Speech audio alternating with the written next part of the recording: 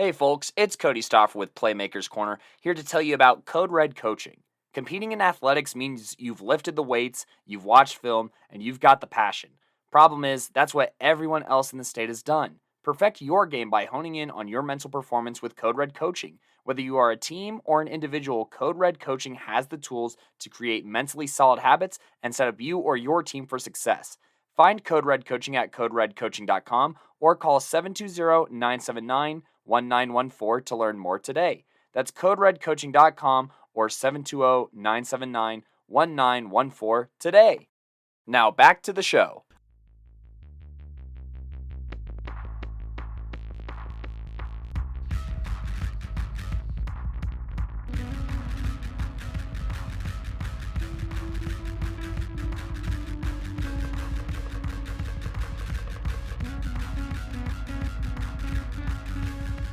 All right, Coach V here, and I got your Week 4 1A recap. Let's go ahead and hop into it, starting with games from Thursday, September 19th. We had Manual versus Mitchell, and this wasn't close. Manual won a whopping 53-0 in this one. Marcus Keller had 2 passing touchdowns, Nigel Jones with a passing touchdown, and also Nigel Jones with 2 rushing touchdowns on their way to a big-time win over there. Moving on to Friday, September 20th, it looks like Del Norte forfeited. I think this has to be right. Yep, forfeited against Cedar Ridge, so that happened there. But moving on here, Denver West would play 1A Jefferson, and they would blow them out 50-0. Demetrius Martinez, 2 interceptions thrown in this one, but also had 113 yards and a touchdown there. That can't be right. Sorry, not 113 yards and a touchdown. He had a long there, so he only ran for 113 yards. So there you go there. The Pinnacle would play a non-varsity opponent, which is interesting here, and they would win 37-28. Berto Chavez, 7 of 11 for 135 yards, 2 touchdowns. And that one also had 42 rushing yards and a touchdown, while Caleb Arellano had 115 rushing yards and a touchdown and 2 receptions for 56 yards and a receiving touchdown, as the Pinnacle takes care of that opponent, whoever that may be, but it's probably a team without a Max Preps. Moving on, Ray would then beat Brush here. A pretty solid team in Brush, 28-0. No stats as of today, September 22nd, 2024, which is unfortunate there, but that's a pretty solid Brush team with a lot of talent over there, specifically on the defensive side of the ball. Highland would then blow out Denver Christian 46-0. Lamar would play 1A Burlington, and they would fall to them 7-6 here. No stats by Burlington in this one, but this game was obviously a close one, and Lamar would recover a fumble from Burlington with 3 minutes left to basically end this game here. Lamar had a couple opportunities to go up by more, but it came down to a 2-point conversion that Burlington missed with 9 minutes left in the game. Flatirons Academy takes care of Estes Park 41-0. Lyman takes care of Bennett 54-8 here. Aiden Coleth, 4 of 10, 59 yards and a touchdown. Skylar McCready, 10 carries for 129 yards and 4 touchdowns in that one. Jacob Jacklich, 8 carries for 87 and a touchdown. Camden Taha here. Another Taha here in the building for Lyman. 77 yards and a touchdown starting as a freshman. That's pretty cool there. So there you go, as Lyman takes care of Bennett 54-8.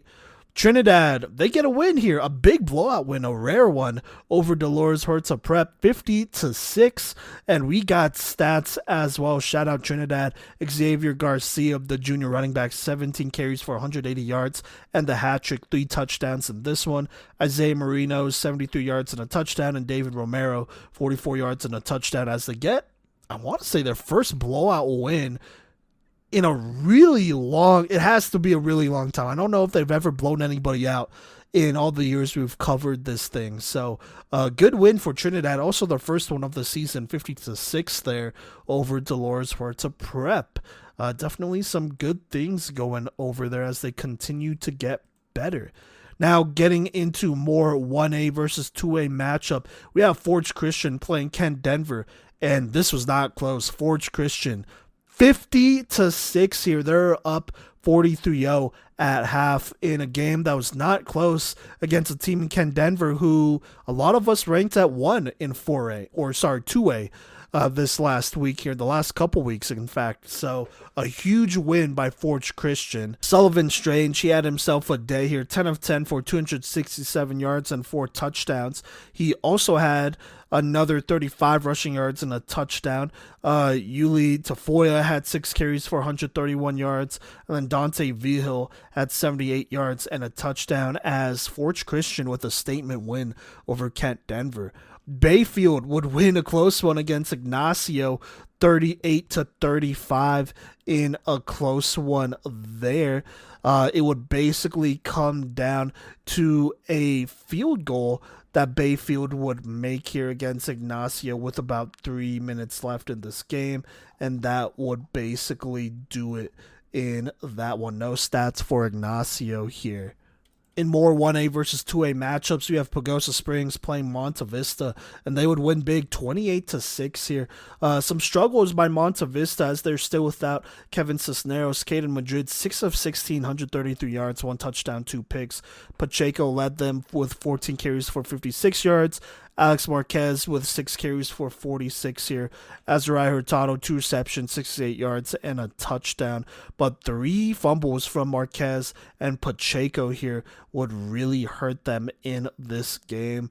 In a game where their defense played relatively okay, 4 sacks for them, but the field positioning obviously just not working out as Monta Vista drops another one this season. Sterling would then play 1A Platte Valley here, and they would beat them 28-18. Colorado Springs Christian plays 2A Florence, and they win a nice one, 27-24 in this game here. Looking at the stats here for Colorado Springs Christian, Jace Velasquez, 13 of 20, 181 yards, 2 touchdowns, 1 pick.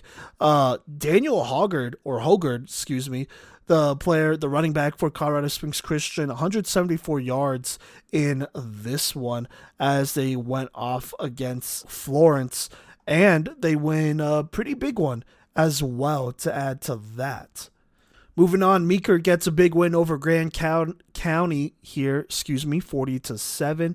Moffat County then beats Grand Valley by 30-0 for Grand Valley. 40 yards from Jason Skeen. I don't know if these stats are completed here on offense at least. Gabriel Mendoza had 12 tackles. Schopner, I want to say, had 11 tackles leading them, and then Jason Skeen with an interception and fumble recovery, but that was obviously not enough in this loss.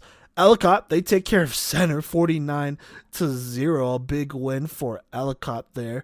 Yuma plays out of state Torrington from Wyoming, a team that won state just a couple years ago, and it would be Jonathan Thompson having himself a pretty solid game for them. He ran for 122 yards and a touchdown in this out-of-state dub, where they did score 8 points in the fourth to go ahead and beat Torrington, so that's awesome. Salida beats Rye 40-0 in this game. That was just not close there, and that'll basically wrap up the games from September 20th. Let's move to Saturday the 21st. North Fork plays now 2A Banning Lewis Academy, and they fall to them 14-12 here, so that's a tough loss for them. Roaring Fork would play Prospect Ridge Academy, and they would also fall to them in kind of a close one, losing 7-13 to Prospect Ridge Academy. PRA, I got some stats here. Emerson Mallon, the junior, 9 of 13, 110 yards, 2 touchdowns. And then it looks like, excuse me if I'm saying that wrong, but Mashawn Puga, the senior, had 118 yards in this one. And then Travis Agboss here had 5 receptions for 56 yards and 2 touchdowns as Prospect Ridge Academy goes ahead and beats Roaring Fork in this one. And so there you go. That'll wrap up this 2024 Week 4 1A recap. Hello, beautiful people, and welcome back to Playmakers Corner. I am your host for this segment, Gideon, and today we will be discussing the Thursday game between the Wellington Eagles of the 2A classification and the Mountain View Mountain Lions of 3A. And now, this is a game that during the preseason I predicted was going to be pretty close, as the Mountain Lions record last year was very very deceiving, as they really trended up towards the end of the season, playing a lot of really quality playoff teams very, very close. And this season so far, that has paid off. They're 3-1 on the year. Hate to spoil it, but Wellington also came to this game with something to prove, but they did have 6 starters out total, including Tanner McLean and Ezra Bat-Jargle. Both of those players you could see in street clothes on the sideline, but all around, it does sound like McLean will be back for playoffs, and hopefully everybody that is out for Wellington right now will be well by the end of the season. And honestly, just kind of a side note, when it comes to health, I do not play around with that. Do what you need to do to be able to walk upstairs in 20 years. Because honestly, you being able to function as a human being is much more important in the long term than playing football. But that's just me. Ultimately, though, it's time to get this recap started. And let's start with Wellington's half of this game. And this one started out poorly for the Eagles with a fumble on the opening kickoff return, which was almost a disaster when a touchdown was thrown and called back on the very next play. It was called back for a legal man downfield, and it was very, very close. After that, though, Ethan Thurnez would get a tackle for loss, as did Kyle Kistner, which did help to force a punt. Tanner Gray would rush down the field for a 55-yard touchdown, putting Wellington up 7-0 with 9:04 left in the game. After a strong defensive series, a pick would be thrown by Wellington, and Tanner Gray would get a sack. After both teams played short drives and punted, Cash Alchfager would get a pass deflection, and after a sideline warning, the Eagles would allow a touchdown on 3rd and goal from the 9-yard line, but would block the PAT to make it 7-6 with 10.8 left in the quarter. Gray would then run for 20 to end the first. Gray would repeat for 10, but after a false start, Gray would throw to Tyler Schaefer for 20, but Schaefer would have to go down for a moment and get some medical attention. He did end up being good, though. He came back later in the game. Gray, he kept getting ganged up on, but for good reason. It would consistently take 3 to 5 defenders to bring him down. And I'm not talking small guys. I'm not talking like a 5'5" cornerback. I'm talking 6-foot linemen just piling on, and you could still see him driving his legs. It was insane.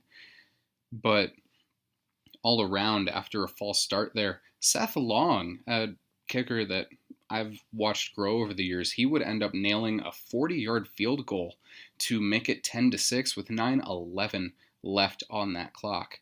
After good defense, Gray would hit a spin cycle for 40, and then Kistner would rush for 7, but this one would ultimately be a turnover on downs. Schaefer would get a strong tackle, and then Julius Olivo would get a chase down tackle.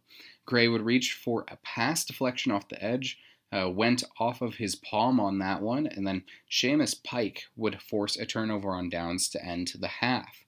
Schaefer would force a fumble to start the third, which Tegan Greiman would recover, but Wellington would then fumble themselves on the next play. Owen Gabbert would get a pass deflection, and that would end up helping to save a touchdown. And after a turnover on downs, Gray would throw to Alchfager for 10. After a timeout with 7:46 left, Trey Trujillo would rush for 8, and Gray would get it to Kistner for 9. After another timeout with 3:52 on the board, a false start, and another timeout with 2:59, Gray would go over the top to Cash Alchfager for a toe tap touchdown, falling down, making it 17-6 for Wellington with 2:52 left in the third quarter. All 3 timeouts were used up at this point, and so the Eagles had to be careful.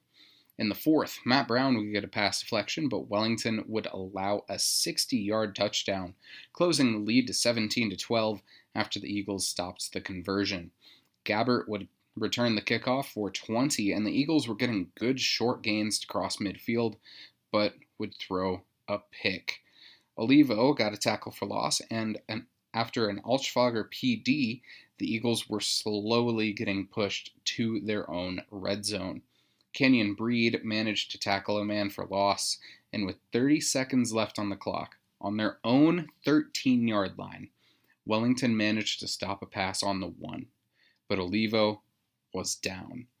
Brown managed to sneak in and get a tackle for loss, pushing the line of scrimmage back to the 5-yard line, but the Eagles ended up allowing a touchdown on the right side of the end zone, along with a conversion through the air as well, with just 11.6 seconds left in this game to go down 17-20. After a couple of long incompletions, that one of which was just 6 inches off, it looked like, Wellington ended up allowing a sack as time expired to lose this one for their first regular season loss in over a year. Ultimately, though, this was a very good game. It showed some grit for Wellington. They just needed to hold on there in that second half, because holding a 17-6 lead and then, granted, 60-yard touchdown just a couple of plays later, but still, you got to hold on to that. And with everyone healthy, I think they would have likely ended up winning this, but when it comes to the playoffs and it comes to the tough league schedule they've got ahead, you cannot count on health. You have to execute. And so Wellington did learn some lessons from this, and I was able to talk to multiple players about this game and the lessons that they took from it. So first, I'm going to introduce you all to Owen Gabbert, a player that I've never actually been able to speak to before this game. Just played his heart out in that, and at the cornerback spot, he actually stopped 2 touchdowns on his own.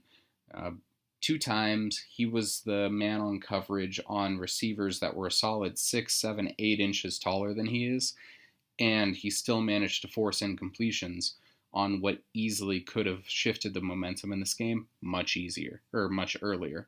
So here we are with Owen Gabbert of Wellington High School after this matchup.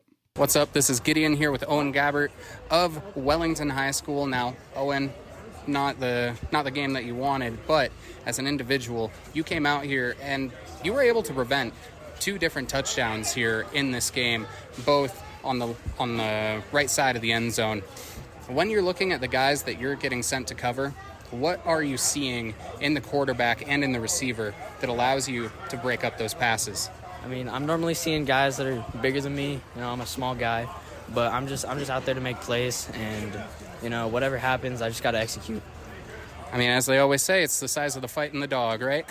But you're a sophomore getting playing time on this team that for the first time is having seniors on the roster. How does it feel to be able to get playing time and learn from some of these guys, and what lessons have you taken that you're going to carry forward in your time here?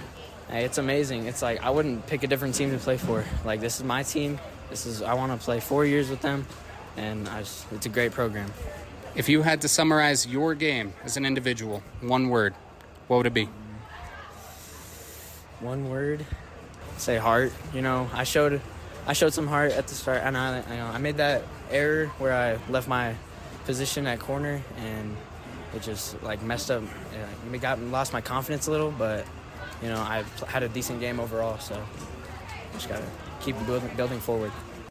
Thank you very, very much, Owen.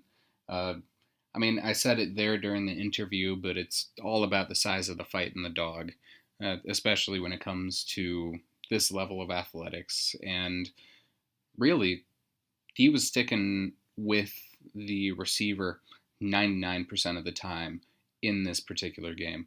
So, very good job there from Owen Gabbert. And then another guy that I was able to talk to, Cash Altschwager here from Wellington High School. One of the captains of this team, one of the first seniors on this squad, and somebody who has been through it all, both all the way through his career, from starting as a freshman at Pooter and then now as a senior on one of the more acclaimed teams in the state. So here we are with Wellington's Cash Altschwager. Now, Cash, unfortunately, not the result that you wanted, but you still had a pretty all right performance on defense, getting in there, disrupting the passing lanes. And when we're looking at quarterbacks like Cam Frost, you're going to be facing a couple of guys like him over the course of the season. And this is really your first tough game of the season. What lessons are you going to take from today moving forward through the rest of this year? Probably just practice. Like practice, it's different now. Like you go to practice and you're going to grind. Like it's going to be for real. Like I don't want this feeling ever again, and we're good. We need to win every game. Like in my mind, it's my senior year. Like it's all out or go home. So like we need to be more disciplined. We need to watch more film, and we just need to be better in practice and keep grinding. And next week, you're going to have a matchup with a familiar opponent under the brightest lights in northern Colorado, Timnath at the Canvas Community Classic. When you're looking at that game, very familiar with the Hochhalter brothers, the Kolchaks, everybody on that roster. What are you looking at on that team to get the dub in that matchup? Like I said, like we just got to go back to practice. We got to grind. Like it doesn't matter what happened previous years. Like that's in the past. This is the next game for us, and we need to win it. So I think we just got to go back and grind. This isn't an easy game. This will be another hard game. They're going to hit hard, and they're going to be whatever. So I really just think we need to go to practice every day, grind. Like this is our Super Bowl. So every game's our Super Bowl. Thank you very, very much, Cash, for stopping to talk with me after this one. And something that stuck out to me during this interview, it would theoretically be easy for a team to just brush off an opponent that they beat by almost 50 the year before. But the fact that he's saying, listen, every game from now on is going to be our Super Bowl, and it starts next week, that shows that he's taken the season seriously. He's going to make sure that the rest of this team takes the season seriously. So I will be there at the Canvas Community Classic, both working with the podcast and covering it with the station up here at CSU. But that should be a fun game here. But I'm not going to get too ahead of myself here. It is time to talk about Mountain View's half of this game. The Mountain View Mountain Lions, just absolutely insane performance here by the Mountain Lions, completely different from when I saw them last season against Green Mountain. On the opening kickoff return for Mountain View, well, Wellington's kickoff return, but Mountain View would force a fumble here and recover it. And on the very next play, Cam Frost, the quarterback, would throw it down to Tyson Mares-Benz, the tight end, which was immediately called back due to an illegal man downfield. After a few penalties, Cam Frost would then pass to Keegan Ammons for 9, but Derek Parker had to punt. Mountain View would then allow a 50-yard rushing touchdown to go down 0-7 with 9:04 left in the first quarter. Tony Schnee would run for 7, but on defense, Casey Mendoza would catch a split-second pick to regain possession for the Mountain Lions. Once back on defense after a fruitless offensive drive, Trent Lawson would get a tackle at the line of scrimmage, and then J.P. Salazar would get a pass deflection. A group tackle for loss would force a punt, and then Frost would throw to Ammons for 13 before Frost would keep himself for 9. Frost would target Parker for 12 and then throw to Ammons for a 9-yard touchdown on 3rd and goal. This made it 6-7 with 10.8 seconds left as the PAT would be blocked. Wally Edwards would deflect a pass and Diego Serio would tackle for loss to force a field goal attempt, which made it 6-10 with 9:11 on the board in the second quarter. Serio would return the kickoff for 20, and after a timeout with 6:58, the Lions would punt. Mendoza would end up saving a touchdown, and then Grady Cogan would tackle the offensive ball carrier so hard that he knocked the guy's helmet off. Myers-Benz would get a tackle for loss, and then Dean Espinoza would force a turnover on downs. Frost would throw to Parker for 12, but once on defense, Myers-Benz would get a pass deflection to end the half. In the third quarter, Frost would throw down to Lawson for 60, but after a fumble on the play and a recovery by Wellington, Schnee would get a tackle for loss. Mountain View then allowed a touchdown to make it 6-17 with 2:52 in the third. In the fourth, strong defense would force a punt, and then Frost would throw to Ammons for a 60-yard touchdown, making it 12-17 with 8:47 left in the game. Schnee would then snag a good pick to stop what had been a very solid drive for Wellington, and Frost would throw to Parker for 20. Frost would keep himself for 15, and then Schnee would run for 6, and after a timeout with 1:21 left, the Mountain Lions would start to stall in the red zone a little bit, when on third down, Frost would throw to Ammons, who would get all the way down to the 1-yard line to help the Mountain Lions get a first down.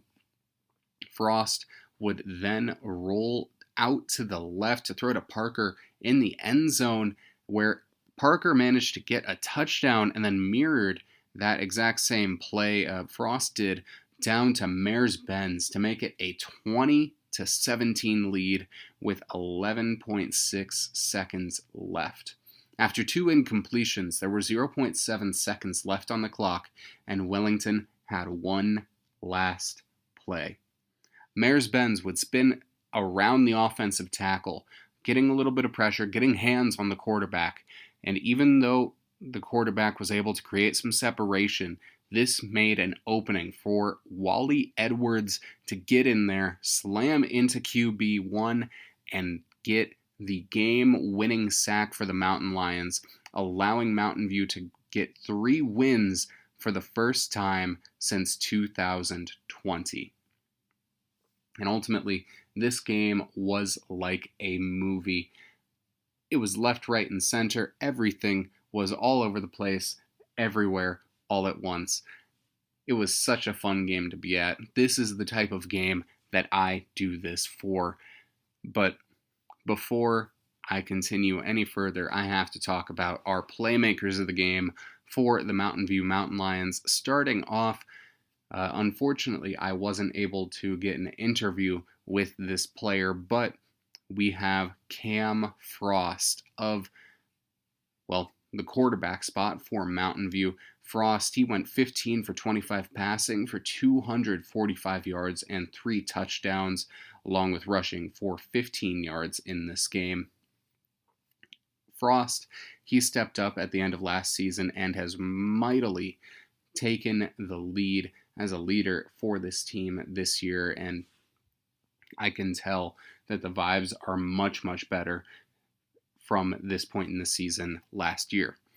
Next up, though, we have Keegan Ammons, who I was able to talk to after this game, managed to get 2 of those touchdowns in the air for the Mountain View Mountain Lions. He was also the leading rusher with 44 yards, and he also had 104 receiving yards in this game. So very solid game here from Ammons. Here he is. What up? This is Gideon from Playmakers Corner here with Keegan Ammons from Mountain View High School.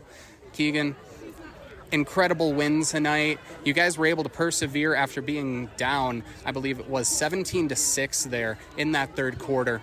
What were you guys talking about in the locker room at halftime that gave you that spur to come back in this game? We were just saying that wasn't us the first half, and we wanted to show out because this is our field, and we didn't like being down, so I think we all got the boost of energy. We started off slow, but once we came out of the locker room, there was definitely an energy change, and that's what helped us get back within the score. And when we're looking at this season, your only loss was 12-15 to a 4A Loveland squad that you got doubled up by last year. And now you're going between all 3 levels, both 2A, 3A, and 4A.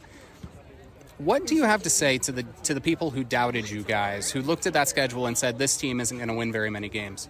They thought that it was us from last year, but we are a different team, and we have people that want to show up and play and actually be a part of Mountain View. So I guess I don't really know what to say, but they just got it wrong about us. All right, and looking at next week's matchup, you guys, I mean, you have one of the toughest overall schedules here in the state. What are you looking at in the defense for next week, and what are you hoping to find in that coverage? Our defense played really good. Just we all need to make some improvements with the short passes, but I think this week of practice will be a good week, and we'll get a good practice and to head into next week. But overall, our defense has really played their hearts out and gave us the best chance that we can get for tonight's game. All right, thank you very much, Keegan. Hope you have a good night. Thank you, you too. Thank you very, very much, Keegan. It was nice to be able to catch up with you. The Mountain Lions will be playing the Gateway Olympians next week, which, if for those of you that are unaware, Gateway does not win very many games, but they are still a 4A program with some solid players on that team. So it will be interesting to see how Mountain View does against the Olympians. Up next, though, we have Derek Parker, yes, the receiver who caught that game-winning touchdown in the fourth quarter with 11.6 seconds left. Parker, I talked with him last year after the Mountain View game, as he was an absolute revelation at punter for the Mountain Lions. But this year, it was a little bit happier of a talk with Parker, so here he is. What's up? This is Gideon here with Derek Parker of Mountain View High School. Derek, much happier day than the last time I talked to you. You've got your leg very fine-tuned, but more importantly for today, what was running through your mind when you were running that route, you get onto the left side and you realize this is a catchable ball? I wanted to win. That's all I went through my mind is I want to win. So that's really it. I don't know. I wasn't thinking of much, except for I want to catch the ball and win. So. All right. And, I mean, this is a tough team to go up against tonight.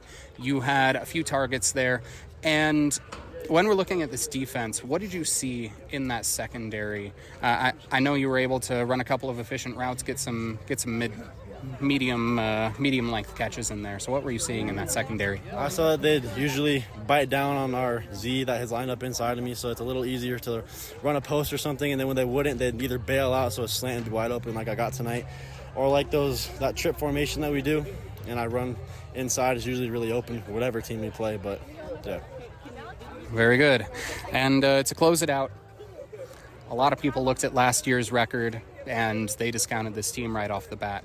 But what do you have to say to all the people out there who were doubters or didn't think that you guys could do it? We put in the work this summer, we put in the work this camp, and we aren't on the same team we were last year. That's all I got to say.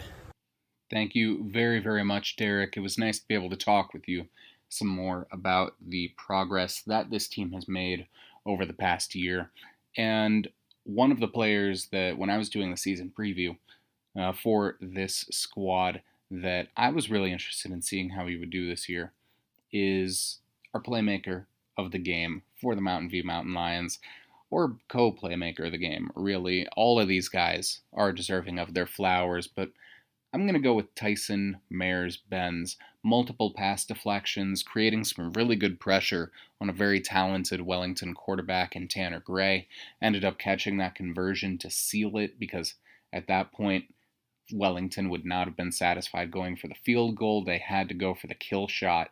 And Mayers-Benz also, at the very start of this game, created that separation and really gave Mountain View momentum with, even though it was called back, a touchdown on, I think, the second or third play. So here we are with Tyson Mayers-Benz of Mountain View High School.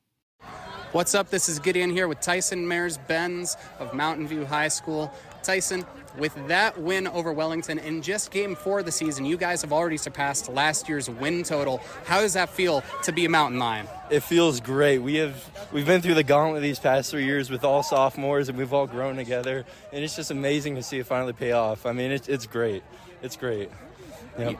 And you guys were facing a battle-hardened offensive line, but you guys have got guys like yourself, Spencer, just dogs in the trenches. Sure. What were you seeing from the offensive line that allowed you to get a couple of swats, get some pressure on the quarterback in today's game? So their offensive line was amazing. Their quarterback, that dude's a stud. I put all my thoughts back and I just played. I wasn't thinking about really anything. I just saw a ball and go get ball. That's all I can say, sir. That's all I can say. Very good. And you forced that game-winning sack there at the end.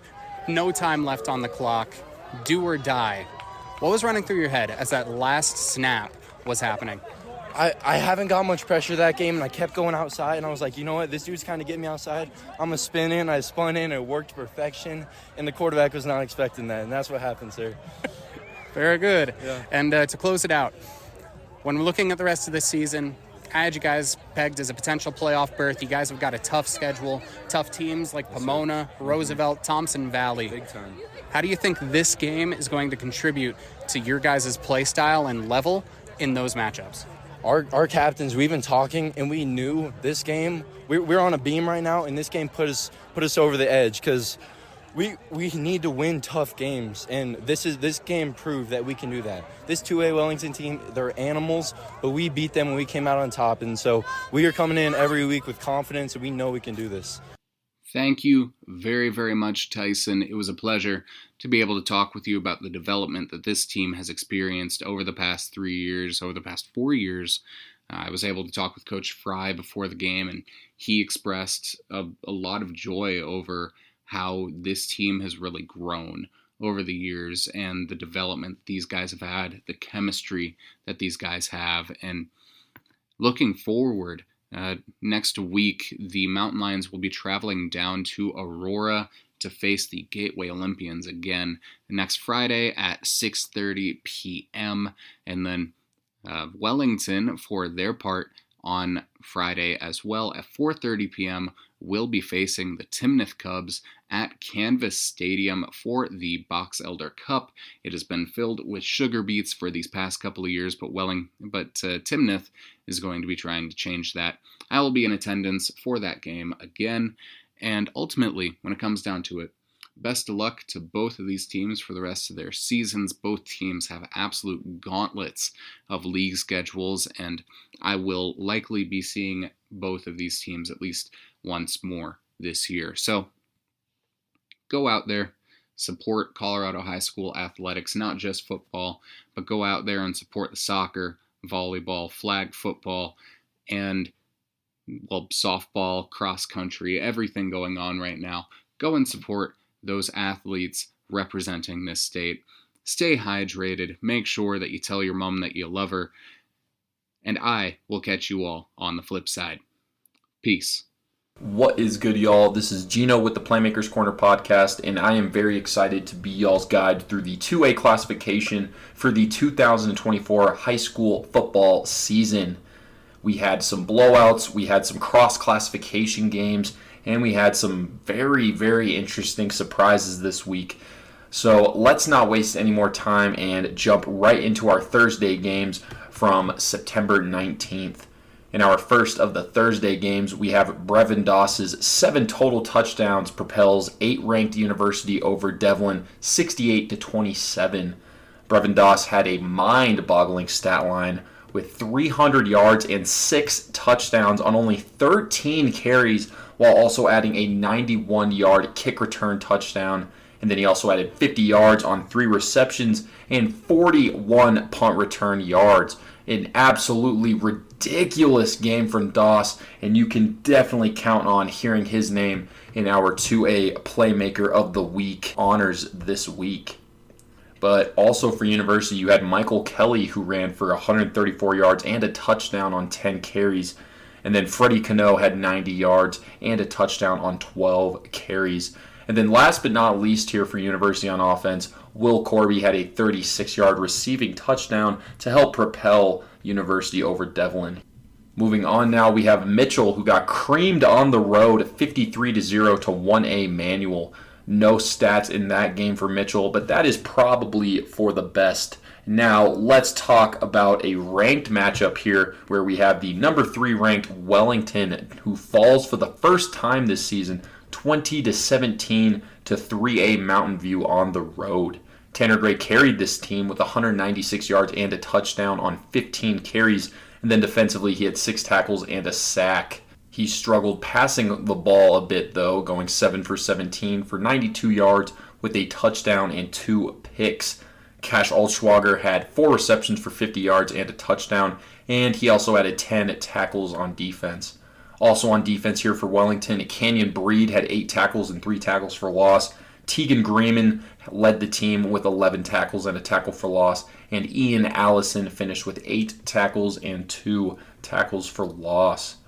Next up here we have a blowout where Englewood got a dominant 49-0 blowout win over Alameda.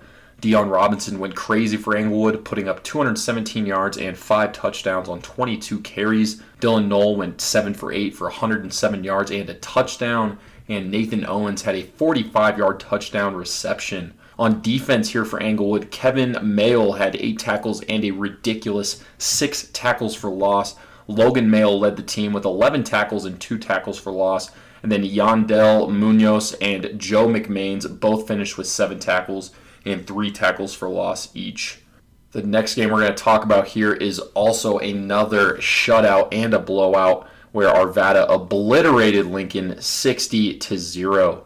The freshman QB Anthony Miller had an awesome all-around game, going 5 for 8 for 81 yards and 4 touchdowns. Then he also had 74 yards and a touchdown on 4 carries, and he also put up a sack on defense. Miguel Cortez had 2 rushing touchdowns for Arvada, and Junior Aragon caught 2 receiving touchdowns. On defense for Arvada, Jaden Roybal led the team with 8 tackles and 2 tackles for loss, and then you had 4 different players who had a sack. And that will do it in the Thursday games, so let's move on to our Friday games where we have yet another absolute obliteration and shutout where Denver West shut out Jefferson 50-0. The sophomore QB for Denver West, Marcelo Ortiz, rushed for 67 yards and a touchdown on 3 carries, and he also went 6 for 10 for 146 yards and 3 touchdowns. His number 1 receiver was Robert Widke, who finished with 88 yards and 3 touchdowns on 4 receptions. And then defensively, he went crazy as well, adding 2 interceptions, with one of those going for a pick 6, and that would make it 4 total touchdowns for Widke in this dominant win here for Denver West. On defense for Denver West, Jerry Jones had 4 tackles for loss and a half sack. That takes us to our next game where Brush continues to slide after a 28-0 shutout loss at home to 1A Ray. No stats here for Brush, but once again, it is probably for the best. Next here, we have a ranked matchup where the 10-ranked Lamar found a way to win against Burlington 7-6 at home. Sophomore QB Jacob Dunning went 12 for 25 for 154 yards and a touchdown. Adriel Gonzalez had 20 yards and a touchdown on 2 receptions and a team-leading 12 tackles on defense. And Diego Estrada and Braxton Shelton both finished with 11 tackles apiece. You also had Kaysen Pollard and Cale Buxton, who both had an interception in this 1-point win here for Lamar. And that would take us to our next game where Bennett fell to 1A Lyman 54-8 at home. For Bennett, Brody Hawes had 15 tackles and 9 carries for 42 yards on offense. And you won't believe it in our next game, but we have yet another blowout win 40-0 where Salida shut out Rye on the road. No stats in that game there, but that is definitely a big win for Salida. We have another shutout in our next game where the 7-ranked Basalt kept it rolling with a 26-0 shutout win over 3A Evergreen. For Basalt, Will Tarallo ran for 87 yards and 2 touchdowns on 19 carries, and Will Daniel ran for a touchdown as well, while also adding a 64-yard receiving touchdown and 14 tackles on defense. You also had junior QB Carson Schneider go 7 for 11 for 226 yards and a touchdown. On defense, Dylan Johnston had 10 tackles, and Cody Barton had a sack. We have a closer game next up here where Sterling got their first home win of the year, 28-18 over Platte Valley. And we don't have any stats in that game, so we will go ahead and talk about the Coleridge 16-6 win over Fort Lupton as Coleridge moves to 3-1 on the year. We don't have any stats on offense for Coleridge, but on defense here, Grayson Eisenhart led both teams with 18 tackles. Diego Gomez had 2 interceptions, and Kai Osterly had a sack. Sorry if I mispronounced that one. On defense for Fort Lupton, Joel Valdez, Harold McLean, and Donovan Bushman all had 1 sack each. Another shutout and blowout in our next game as Resurrection Christian got squashed 41-0 on the road to 3A Lutheran. No stats here for Res Christian, so that takes us to another shutout win where Moffat County got the 30-0 win on the road against Grand Valley. Zachary Hedman led the way for the Bulldogs with 135 yards and 2 touchdowns on 17 carries. And then on defense here for Moffat County, Damian Lira and Osbaldo Quintana each had an interception. We have a shootout here in the next one where Bayfield won a shootout at home over Ignacio 38-35. Sophomore QB Cole McWhirter went 8 for 13 for 89 yards and 2 touchdowns. Lincoln Williams dominated with 139 yards and 2 touchdowns on 11 carries and an interception on defense. And Austin Williams had 2 rushing touchdowns as well. On defense for Bayfield, James Sandoval had an interception, and Caden Whitty and Kalen Ramos both had a sack. Junior kicker Aiden Casillas kicked the game-winning field goal for Bayfield with less than 3 minutes to go. And that takes us to the following game where Aspen tries 3 different QBs in their 22-6 loss. 5 interceptions between the 3 QBs that Aspen tried, so definitely not ideal there. Charles Smart had Aspen's lone touchdown for 35 yards, and then Henry Hurd led the team with 5 receptions for 58 yards. We have a surprising win in the following game where Valley got their first win of the year, 28-14 over Manitou Springs at home. Austin Moya led the way for Valley, putting up 139 yards and 2 touchdowns on 31 carries, and Carson Adolph went 4 for 8 for 76 yards and 2 touchdowns. On defense for Valley, Noah Sarchett caught an interception, and Marcus Van Pelt Morentz and Andres Villegas both had a forced fumble in this win for Valley. We're keeping the close games coming here. No more of those shutouts as Florence falls to 1A Colorado Springs Christian 27-24 at home. Freshman Brady Huntsberger had 146 yards and 2 touchdowns on 27 carries, and he also had a 71-yard passing touchdown and a pick on defense as well. So a big-time all-around game there from Huntsberger. Jarrett Lozano led the receivers for Florence with 100 yards and a touchdown on 5 receptions. And then on defense, 4 different Huskies had a sack, including Joey Hess, who also had 3 tackles for loss. And that takes us to the next game where 9-ranked Elizabeth took care of business at home with a 23-6 win over Weld Central. No stats in that game, so we will go ahead and move on here where Ty Reed's 4 rushing touchdowns hoists 5-ranked Delta over Alamosa 41-12 at home. 80 yards and 4 touchdowns on 14 carries for Ty Reed was the story for Delta on offense, and he also had an interception on defense. Also defensively here for the Panthers, Rhett Miramontes led the team with 16 tackles and a tackle for loss.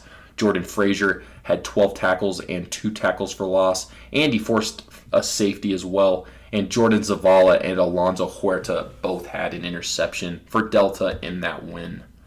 Only 4 more Friday games here as Middle Park fell to Rollins, and that is a school out of Wyoming at home 28-14.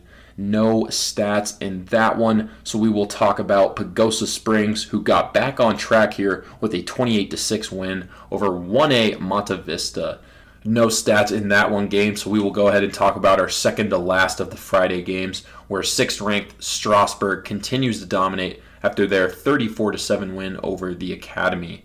Sophomore QB for Strasburg, Brody Hopwood, had an efficient game, going 7 for 10 for 129 yards and a touchdown.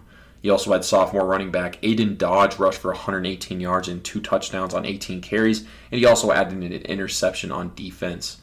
Also on defense for Strasburg, Ethan Freeman had a team-leading 15 tackles, 4 tackles for loss, and 2 sacks. So that is a monster game there from Freeman.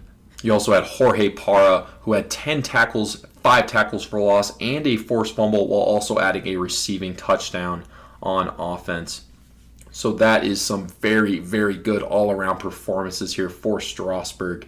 So let's talk about the biggest surprise of maybe the entire Friday night and really just the entire week in general, where the number 1 ranked Kent Denver Sun Devils got absolutely stunned on the road 50-6 to 1A Forge Christian. And we don't have any stats in this game for Kent Denver, but this is a very, very concerning loss for the Sun Devils, to say the least.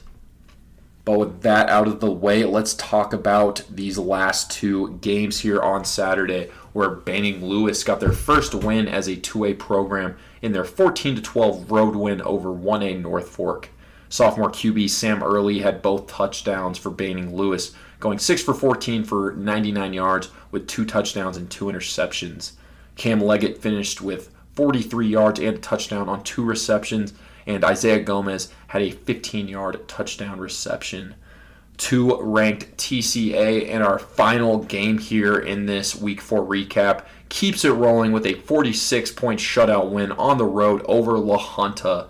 The run game was the story for TCA in this win, with Jackson Schipfer finishing with 110 yards and a touchdown on 8 carries. Riley Romine had 2 rushing touchdowns, and the QB Andrew Brown finished with 66 yards and a touchdown on 10 carries in this win for TCA. And that will do it, folks, for this Week 4 2A recap of the 2024 boys tackle football season. This is Gino with the Playmakers Corner podcast, and I want to thank you all for listening, and I will see you all next week. Peace out. Gino, thank you for that rundown of 2A action here. And I'm now going to run through the 3A classification and all things that happened there. There was quite a few unclose games, but we are getting closer to league, so we got to know what's going on here. Now, it did kick off with a pretty good game here on Thursday, with Greeley Central pulling out a win over 4A Aurora Central on the heels of a great Carlos Cardoza performance, 20 carries, 110 yards, and the Wildcats were rabid on defense.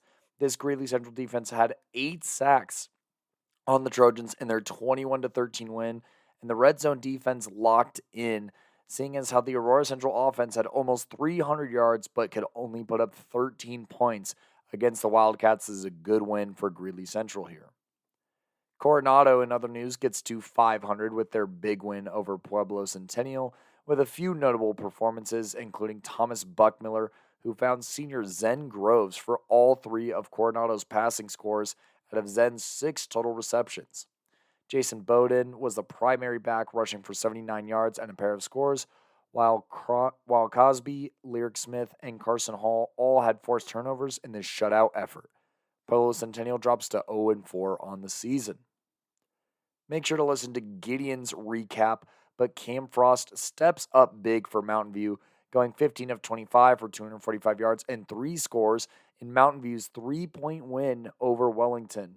The run game was borderline completely absent, as the Mountain Lions had to struggle through the pass game to step it up, and Keegan Amons did his job here, getting 2 receiving scores and 104 yards on 5 receptions.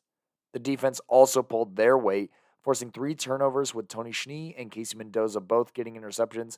Meanwhile, J.P. Salazar recovered and Amons forced fumble. The defensive pass rush was also rowdy, with 4 sacks and 4 hurries. With every play mattering, this full team performance was absolutely massive, and Gideon does a fantastic job recapping that, so please be sure to give it a listen. Moving on, after losing a heartbreaker in the Cannon game against Pueblo East, Pueblo South would bounce back with a big win over Skyline, with them seemingly doing whatever they wanted to do on offense, going for 540 total offensive yards, 7 total touchdowns, with Chase Hurley rushing for 187 yards and 3 scores on just 11 carries. Herrera had himself a great game through the air, and the Colts here find themselves back at 2-2. The Wheat Ridge Farmers shut out Niwot to the tune of a 41-0 win, and who else other than Isaac McCune and Bennett Wilkes here connecting, for 9 receptions, 104 yards, and 2 scores, while McCune found pay dirt once on the ground, and Wilkes had a pick 6 on one of his 2 interceptions. Also wanted to shout out sophomore Van Lynn here, who had 5 TFLs, 2 hurries, and 106 yards on the ground in this big win.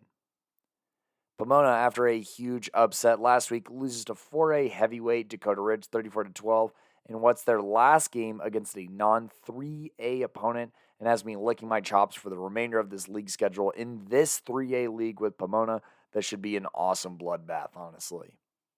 Now, the Bulldogs of Palisade scored 14 points in the second quarter to try and close the gap a little bit against Durango, but eventually this game just got away from them with no points in the second half. The run game was just not really clicking, as they only averaged 3.9 yards per carry, and that is their bread and butter. Meanwhile, the defense did a decent enough job holding Durango to 4.3 yards per carry, but the Durango passing game overwhelmed them in this 32-14 loss. Now, fresh off a thrilling Cannon game dub for Pueblo East, please listen to episode 400 for that recap because it is legendary. But the Pueblo East Eagles would find themselves in another thriller, this time going into overtime against 4A Northfield here. And it's kind of crazy that this game went into overtime with Northfield rushing for over 300 yards. Meanwhile, Pueblo East also stuck to the ground with over 50 carries, but only had 3.1 yards per carry. But with the consistent efforts of Dolphka Lewis, Justice Freeman, and Isaiah Garcia, who all notched double-digit carries, they would stick around in this game, Lewis running for 2 scores and throwing another, in what would unfortunately be a 1-point loss where a failed conversion in overtime cost them 27-28. Haman Yamana has an incredible game for Harrison here with 5 total touchdowns, throwing 3 and rushing for another 2 as Harrison runs away 46-6 against Sierra. This defense notched 6 sacks and 11 TFLs in this near shutout win. Now, speaking of shutout here, Timnath did just that against Hinckley, with their defense forcing 3 turnovers as well as notching 5 sacks in this big win for them prior to the Canvas Classic that Gideon will be at. If you are attending the Canvas Classic games, be sure to be on the lookout for PMC's presence and for Timnath versus Wellington in the big stadium. Now, Thompson Valley here versus Loveland in the battle for Loveland here. Thompson Valley repeats here, blanking Loveland to retain the crown as the Eagles rolled on 6.5 yards per carry. Joseph Euretia here, or Uritia, sorry if I'm mispronouncing that, ran away here with 147 yards and notched an interception. The Stanley Lake Gators scored 16 points in the third quarter to force a scare on Air Academy, but unfortunately, the Cadets hung tight to kick a field goal in the fourth and would halt the wind in the Gators' sails, who have yet to input stats. Holy Family scores 56 in their 35-point win over Lewis Palmer, and Monte Samaras had himself a game, throwing 3 and rushing for another 2 scores in this big win. The Tigers also benefited from Browen Willis and Anthony Scott both going for over 100 yards, and Wills finding the end zone twice. For Lewis Palmer, Makai Mize was the life source here for the Rangers, going for 190 yards on 20 carries and a score, and all of LP's TDs were rushing touchdowns, but they just could not keep up with the explosiveness of Holy Family's offense. Canyon City loses a heartbreaker to 4A Cheyenne Mountain, 14-15, despite Jacob Damage's 2 rushing touchdowns and 10 tackle game to try and keep this close, but they just barely lose on a 26-yard field goal. Green Mountain gets back into the win column courtesy a 22-point second quarter here. Now, for Northridge, Jermaine Wilson Jr. did fight and claw for the Grizzlies, recording 21 carries for 158 yards and 2 scores.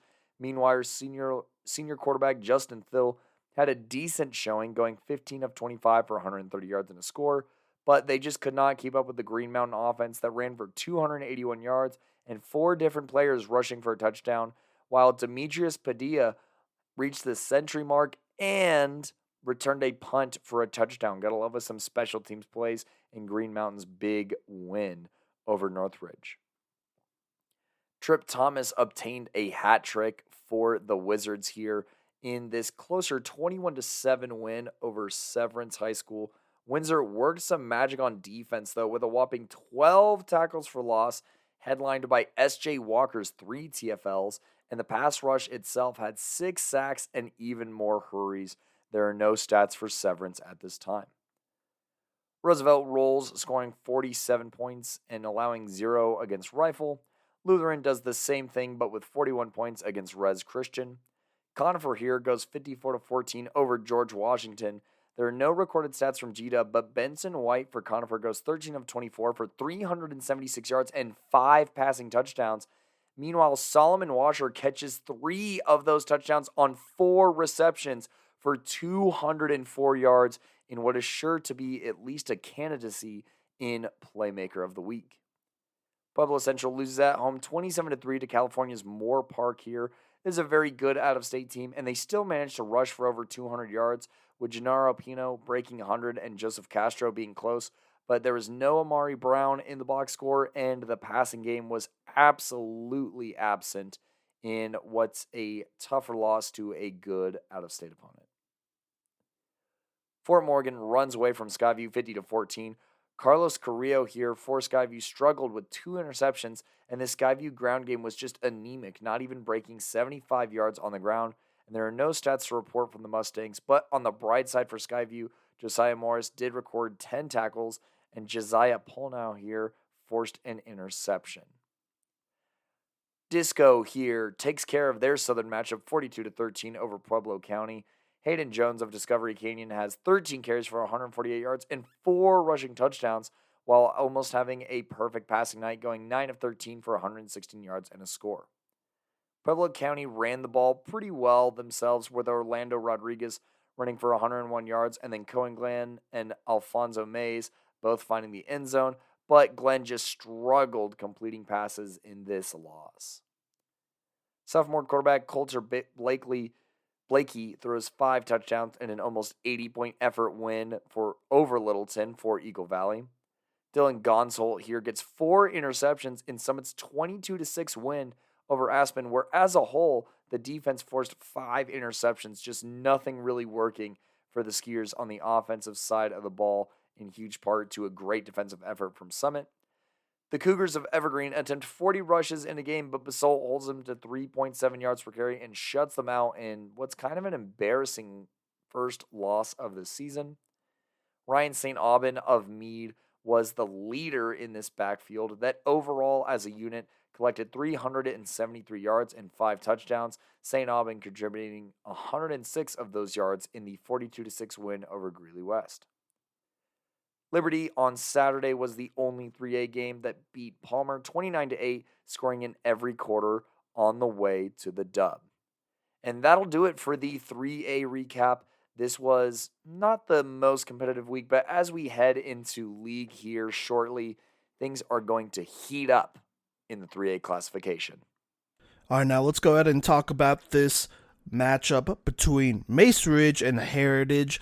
Mesa Ridge hosting Heritage on September 20th, Friday. It was actually their homecoming game.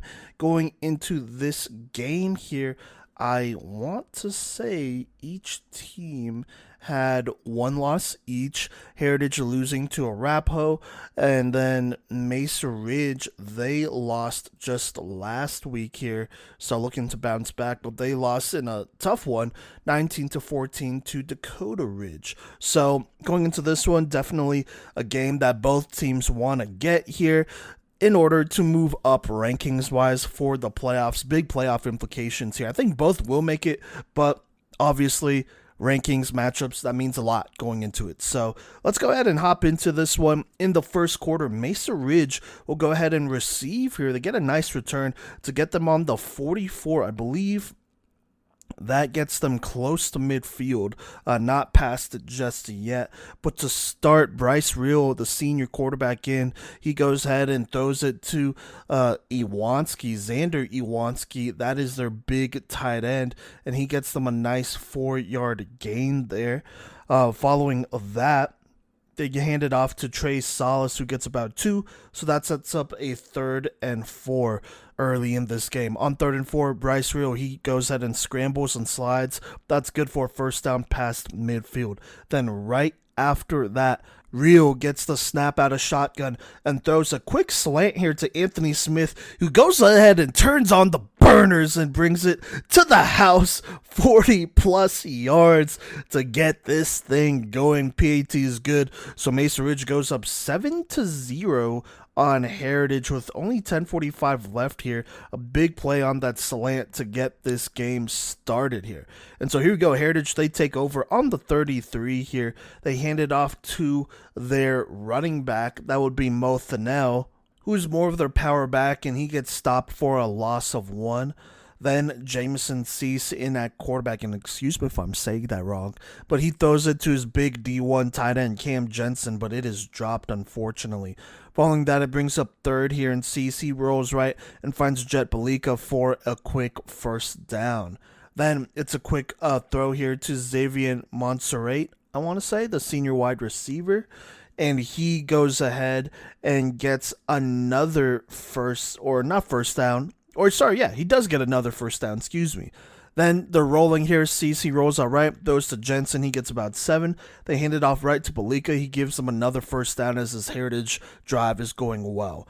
They then hand it off to Balika again for 4, and then once more after that here to give them another first down. Now on the 13-yard line in the red zone. So there you go there. They hand it off to Balika again for 7, then hand it off left to Mo Thanel, who gets stopped basically on the 2-yard line. Good enough for a first down here, but it doesn't matter. They hand it off to Balika, and he ties his game up with a touchdown. 7 minutes left in this one. 7-7 here after that drive. Mesa Ridge, they go ahead and take over, but they would then go a tough 3 and out, a couple handoffs and an incompletion there, just not going anywhere. Heritage would take over on the 43 with 5:45 left, but they would also go 3 and out after a knockdown pass at the line, run for 4 yards to Balika, and then an incompletion on a high pass. And so Mesa Ridge, they take over on the 15 with 4:44 left, and the drive doesn't start out great. It starts out with a sack here that brings up 2nd and 15, and then hand it off to Trey Salas, who gets about 3, so now it's 3rd and 12. And then on 3rd and 12, Bryce Real, he gets a snap, he's looking, he decides to go down the left sideline, and he is gone for 89 yards to the house. He almost gets tracked down here by one of the Heritage corners, but he gives him a little juke and then just slips past him to go to the house with a convoy there on a big-time 89-yard rushing touchdown here. There is an unsportsmanlike conduct thrown, but it's assessed on the kickoff, and so Mesa Ridge takes a 14-7 lead thanks to the big-time run playmaking ability by Bryce Real. Now Heritage, they get a nice return by Jet Balika here, so they start with a short field on the 50 with 3:23 left. A couple runs later here, we find ourselves in a 2nd and 9 situation. They hand it off to Jet Balika. He goes up and gets 5 right up the middle. That brings up 3rd and 4 here. They go back to Balika. He gives them a first down. Now they're on the 16-yard line. Before the end of the second quarter, Jamison Cease keeps a read option, but it goes for no gain. So to start the second quarter, Heritage, they start with a 2nd and 9 on the 15 here in the red zone.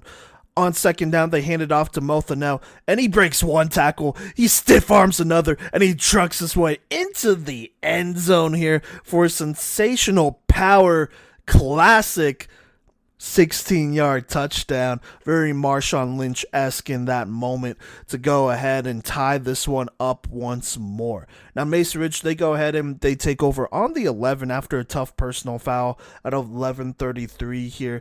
And this drive doesn't go too well here. A couple of handoffs. They would get a quick first down thanks to an Anthony Smith catch and run, but after that they would fizzle out here, and so they ended up punting, and Heritage would take over on the 43 with 9:31 left.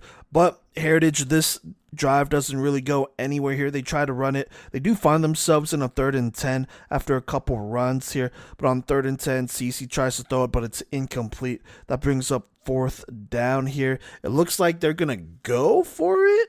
They line up in shotgun, but it ends up just being a punt from shotgun, which is interesting. So Mesa Ridge, they take over with the 1st and 10 on the 20 with 8:36 left here. But the game is definitely slowing down here as both teams are playing better defense here. The run is just not quite there. They do get a nice throw here to Sonny Rogers, who sets up a potential first down here. They get a throw to Sonny Rogers and then a run by Salas, who gets them a first down here. And then A couple of handoffs, don't go anywhere. A couple incompletions. Mesa Ridge, they end up punting it on 4th and 3 with 6:57 left. And so Heritage, they take over. It's a nice punt, by the way. But they take over on the 6 with 6:46. But like I said, the game is slowing down here. Both defenses playing well. A couple of handoffs, they go nowhere. Heritage goes 3 and out. Mesa Ridge, they take over on the 39 with 5:20 left. And so here we go. Some things continue to happen here. They hand it off. It looks like to Anthony Smith here, who goes ahead and makes it 2nd and 6. They then give it to Trey Salas. He gives them the first down. Following that, he throws it left here. It's a jump ball here to number 13, who's not listed on here, but it was definitely number 13. And he jumps up and he gets it, mossing the corner and then reaching over for the big-time Mesa Ridge touchdown. And then, interesting enough, Mesa Ridge decides to go for 2 here. I don't know if that was planned or not. I think it was. But it just wasn't a great play as it gets easily stopped. And so they lead 20-14, but no PAT on that one. And so a shootout kind of brewing here. That might come back and hurt them, but we'll see. Heritage, they go ahead and take over, and here is what happens. They throw a quick check down to Mothanel on the flats. He gives them a first. That puts them on the 38 on the 12-yard gain.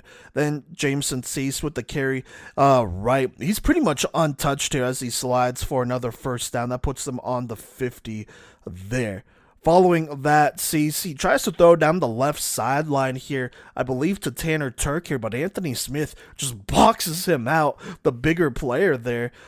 He boxes out the bigger player in Turk, and then just gets a huge interception there to give Mesa Ridge the ball on the 32 with 3:08 left. But they're not able to get too much going there. A couple incompletions and a scramble forces up 3 and out. And so Heritage, they take over, avoiding potential disaster going down by 2 there, and they get started with a quick swing left to Jet Belika for about 8. They then throw to the flats left here. That gives them a first down. Couldn't see who got it, but they do get the first down. Following that, CC drops back, and he gets sacked by number 10 here. Not number 10. That'd be Caleb Chico, I believe, who would sack him right there on the blitz. And so Heritage would call a timeout at 1:10 left. It's now 2nd and 17. They then throw it down the right sideline outside of the timeout, or after the timeout, but it's knocked down once more by Anthony Smith, who's having himself a game here. And then check it down here, but it is for a loss. So it's 4th and 18. They punt it. Mesa Ridge, they get the ball, they just take a knee, they go into half with the lead, 20-14. Now here in the third quarter, Heritage, they will receive and get another great return thanks to Tanner Turk. So they start on the 43, a lot of short fields working for them here. And here's how it goes down. A QB keeper right by Cease here gives them 5. They then toss it right again to Mothanel. He gives them the first down. They hand it off to Belika here. He gets about 3. They then pitch it right to Thanel. He gets a couple. That sets up a key 3rd and 6 here. They hand it off right up the middle, I believe, to Belika. But now it's 4th and 1 as he is short. Doesn't matter as they go hurry up. They hand it off to Belika, and he gets a first down as Heritage deciding to run the ball heavy here to get some yards to start this drive and half. They then hand it off left to Hines. He gets about 5. They hand it off right to Belika. He gets stopped at the line by Mesa Ridge, setting up another 3rd and 5, where they hand it off again to Belika. He gets about 4, so now it's 4th and 1. And Heritage, they're going to go for it here, but a false start does set them back, so now it's 4th and 6 here in the red zone. And so here we go in shotgun. Jameson Cease, he gets a snap, and he throws it over the middle to his big tight end, Cam Jensen, who boxes out the smaller defender, which is pretty much everyone on this team, and he ties it at 7:24 here. PAT would then give Heritage the lead to make it 21-20 here, as Mesa Ridge is now down, I want to say, for the first time, I believe. Let me double check. Yes, for the first time this game. So there you go. But still early in the third quarter with a chance to match here. It starts off with a great return by Caleb Chico to put them on the 47. And so here we go. A swing pass to Anthony Smith would give them a first down. After a couple of Salas carries that goes nowhere, it's 3rd and 10 though on the 29. And on 3rd and 10, Real, he gets a snap, he's buying time, he throws it, but it is dropped, so now it's 4th down. And Mesa Ridge, they decide to go for it here. And here's what happens. They throw the slant here to Sonny Rogers, who makes a nice catch just slightly behind him, but gets a clutch first down here. And so this drive, it continues. Following that, it's a low catch by Iwanski, the tight end. They then go hurry up and hand it off to Salas. He gives them a first down. And then hand it off to number 10 here. It's either Trey Williams or Michael Lynch.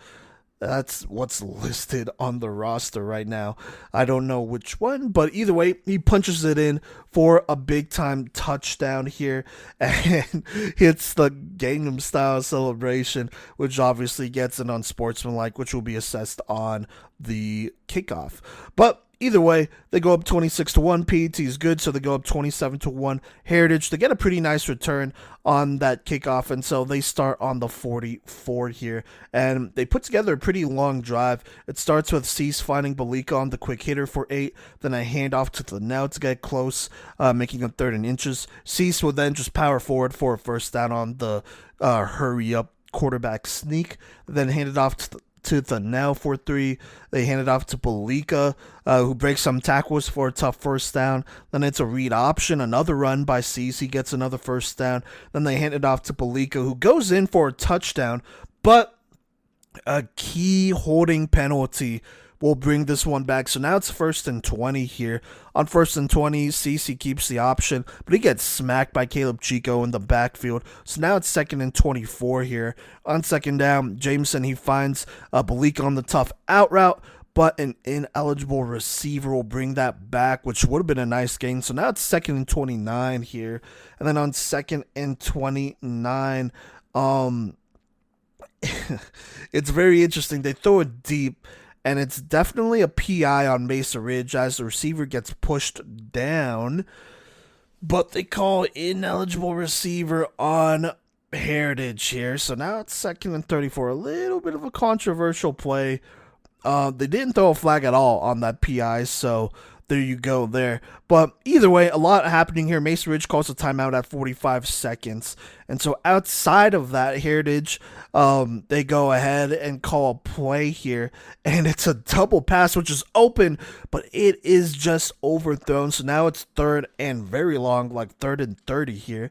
And on 3rd and 30, Cease, he avoids the rush, and he throws a dot to the corner here. But there's also, and it's caught, but there's also a roughing the passer penalty. So now it goes from a 3rd and long to 3rd and half the distance here. Or sorry, 1st and 4 now after that roughing the passer. So that's a key penalty there.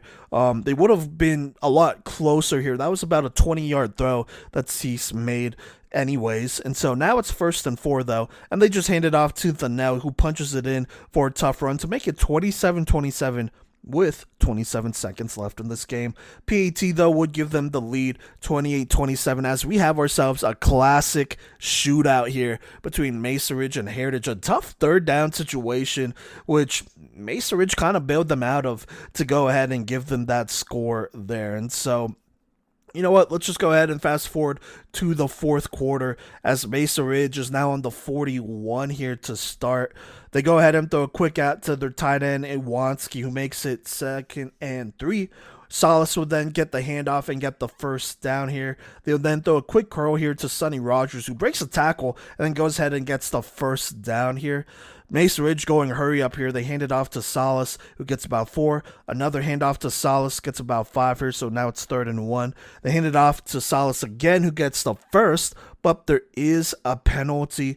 It's a sub-infraction penalty on Heritage, though, so regardless, it's a first down for Mesa as they continue to roll. They hand it off to Salas again, who gets another straight first down as they continue to feed him. They do it again, but this time he loses 2, so now it's 2nd down, I believe. And on 2nd down, Real, he throws the quick slant here to Iwanski, who's just wide open, and he walks it in as Mesa Ridge, just like that, like lightning, retakes the lead 33-28. But They decide to go for 2 here, and so this is where things gets interesting. Real, he gets snapped, and he just runs it right up the middle, but there's a penalty here, and so that takes that opportunity away, and it's a holding penalty, so they go for it again here. But before they do, Mesa Ridge calls their second timeout and 9:12 left here, and here is what happens. They go ahead and run a play here, or well, it's a hard count, and they get Heritage with the hard count, so they move up a little bit, and then on this play, moved up just a little bit here. Real, he throws a slant. It's wide open, but it is dropped. So now it's 33-28. Heritage could take the lead with a touchdown here. And so here we go. 9:12 left in this game. Heritage takes over on the 20. But this drive is just not good. It's an incompletion, and then CC scrambles for 2 yards, and then there's a very vital delay of game mistake on Heritage where they just look confused on this one. And so now it's 3rd and 13.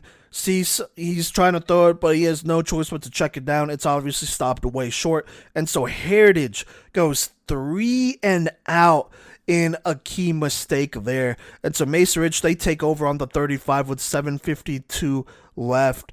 And it's an interesting, so here's what happened before. They punt it, and there's a penalty for running into the kicker, but it is declined here.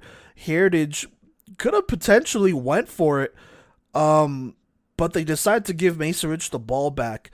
So interesting penalty, and just interesting altogether. And so Mesa Ridge with the chance to expand their lead here. They go ahead and hand it off to Chico. He gets stopped for 2. They hand it off to Chico again. This time he makes it 3rd and 7.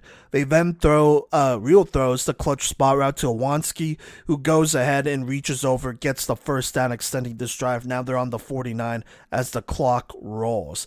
They then get a quick snap here to Salas. He gets 1. Continuing to run out the clock.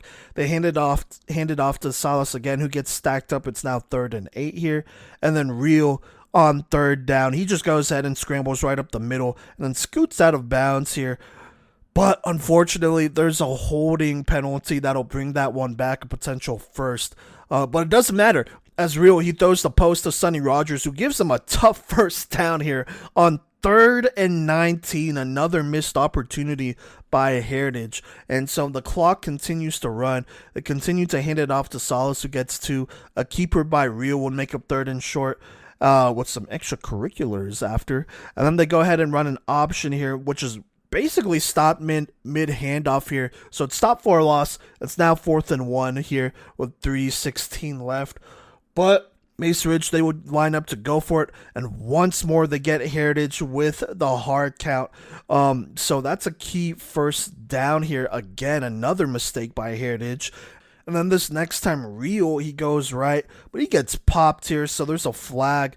And it's a personal foul, a face mask here on Heritage. So too many mistakes here as it gives Mesa Ridge a first down in the red zone. Heritage, they call a timeout at 2:28, but it might be too little too late here.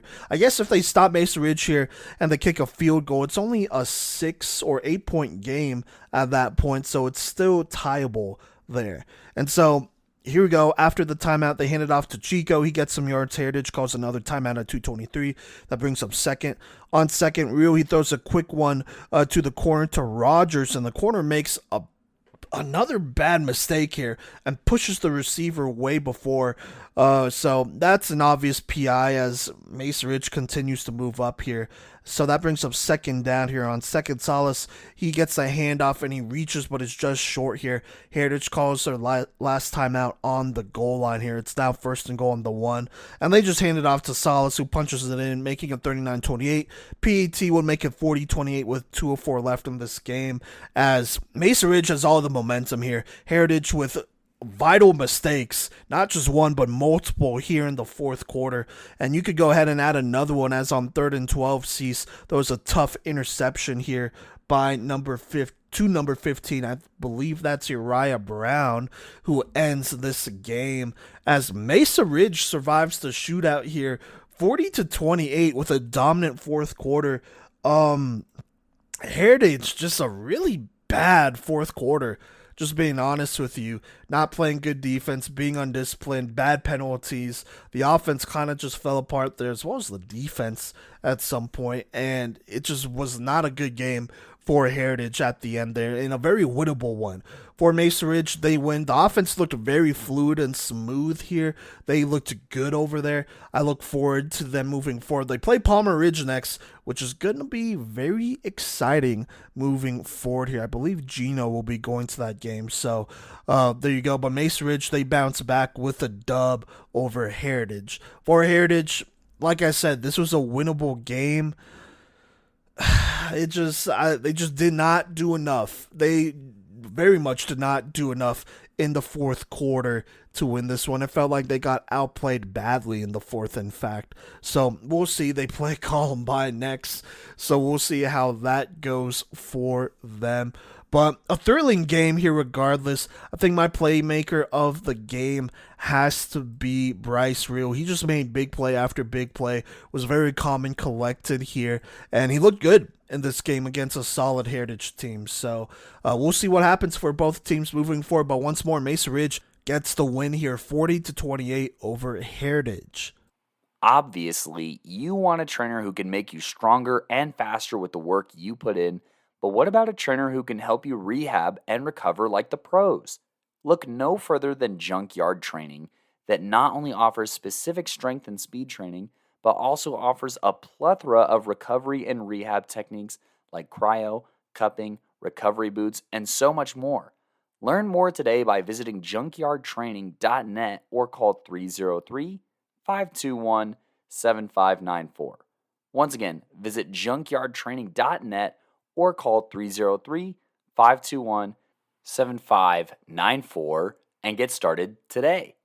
Hey, what is going on, everybody? This is Phoenix Barons with Playmakers Corner here to give the 4A Week 4 recap. We're just going to go through it Thursday, Friday, Saturday, as I usually go it. As of this recording, September 22nd, some teams have entered stats, some teams have not, but I'll let you know as we go through the games. There's also a bunch of mixed classification games with 4A teams facing different classifications and just a few solid 4A, just purely 4A matchups. So let's get right into it. Starting off with Thursday, September 19th. And the first game I want to talk about is Greeley Central at Aurora Central. Battle of the Centrals. 3A Greeley Central came down to Aurora and came away with a win. It was a really close matchup as Greeley Central came away with the win, 20-13. Some top players from Aurora Central, though. Quarterback number 8, Markel Perkins, the sophomore. He was 10 for 14 for 154 yards and a touchdown. Also had 14 carries for 133 yards and a touchdown. Solid performance from him, as well as number 3, Jacob Fitzgerald, the senior, who had 2 receptions for 72 yards and a touchdown, as well as an interception on defense. The Aurora Central, they put up a good fight, but they just come up short. Moving on. Palmer Ridge at Longmont, purely 4A, as Longmont hosted this game, and it was going to be a tough one for them as they were facing the runner-up in state last year. Palmer Ridge, though, they came in with a mission, and the mission was to come out with a win, and that's exactly what happened as they beat Longmont 49-14. Some solid performances from number 16, Carson Campbell, the senior, who was 7 for 12 for 149 yards and 2 touchdowns, as well as an interception, but on the ground he also had 4 carries for 58 yards and 1 touchdown. Number 8, Javier Alvira, the senior, also had a solid outing on the ground, 6 carries for 106 yards and a touchdown. And this defense was really the difference maker in this game. 5 interceptions on defense among 4 different players. Number 4, Knox Tinlin, the sophomore, had 1. Number 17, Jake Coyle, the junior, had 2. Number 21, Avery Bata, the senior, had his 1. And number 35, Jackson Mabe, the junior, had his 1. Shout out to that secondary. Very lockdown against Longmont. And I also got to give a shout out to number 2 wide receiver Jacob Foote out of Longmont. The freshman had 9 receptions for 137 yards and the lone touchdown. I'm sorry, not the lone touchdown, but did get a receiving touchdown against Longmont. Solid performance for Palmer Ridge as they get the win. Moving on, we have Skyline at Pueblo South, 3A Pueblo South, coming off of a battle against their big-time rival Pueblo East, and they came out with a vengeance, defending their house and defeated Skyline 48-23 in a dominating performance. Also, to close out Thursday's games, we had Vista Ridge at Columbine, the 5A state championships. It was a solid matchup on paper, but Vista Ridge were going into enemy territory on this one, and Columbine defended their house well, destroying Vista Ridge 42-7. With the lone touchdown from Vista Ridge coming from number 2, Zayden Stevens, the senior, on a touchdown pass to Isaiah Brink Torres. Tough loss for Vista Ridge going up to Columbine. Moving up to Friday, September 20th, Dakota Ridge at Pomona, 3A school, and it was a solid performance. Dakota Ridge, they've played a couple out-of-classification matchups so far to start off their out-of-conference, non-conference matchups. And it was a good performance as they came away with the win, 34-12. Solid performance from number 12, Landon Carlsbeck, the junior, who had 11 carries for 119 yards and 3 touchdowns, as well as his 2 receptions for 29 yards. And I also got to give a shout out to number 7, Blake Bishop, the junior, who had a 41-yard pick 6, as well as 3 tackles and 1 tackle for a loss, keying that win for Dakota Ridge. Palisade at Durango, 3A Palisade comes into Durango's house, and Durango understands the assignment that's in front of them. Palisade is a very solid team in 3A, and Durango knew it and put out a solid performance to get the win.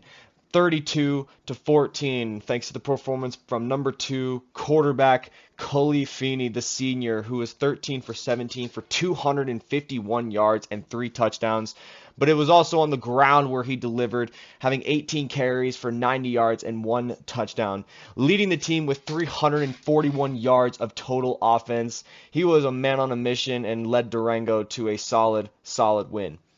Pueblo East at Northfield. We just talked about their rivals, Pueblo South, having a dominating game, and they also had the win in that one, and they were looking to carry that momentum into Northfield. Now, unfortunately, there were no stats from both teams for this game, but it was a very, very close matchup, as Northfield was able to hold their ground on home field territory, getting the 1-point win, 28-27 against Pueblo East. A solid win for Northfield and a hell of an effort from Pueblo East. Moving on, Centaurus at Mountain Range. No stats for this game either, as Centaurus went down to 5A Mountain Range's house and was absolutely shut out by Mountain Range, 26-0. Conifer at George Washington. Now, George Washington did not provide any stats, and Conifer just came in and absolutely destroyed George Washington in their house. I want to give a shout out to Conifer's number 73, Michael Metzger, for his interception as a defensive tackle. That's so fun to see when you see a big guy get a big play like that. And it was one of many things that went well for Conifer as they got the win against George Washington, 54-14. Moving on, a big-time matchup for 4A Broomfield as they hosted Legacy. And now Broomfield has not posted any stats as of this recording, but they did get the win in a big-time moment for them as they hosted Legacy, the 5A school. We got another 1-point win, 14-13. A great win from Broomfield as they protect their ranking as being one of the top teams in 4A this season. Denver North at North Glen. Now, Denver North did not provide any stats, and I don't know if they really had any stats because, once again, it was another big-time shutout against a 5A school. They were in North Glen's house, and it was going to be tough, and it was absolutely a battle.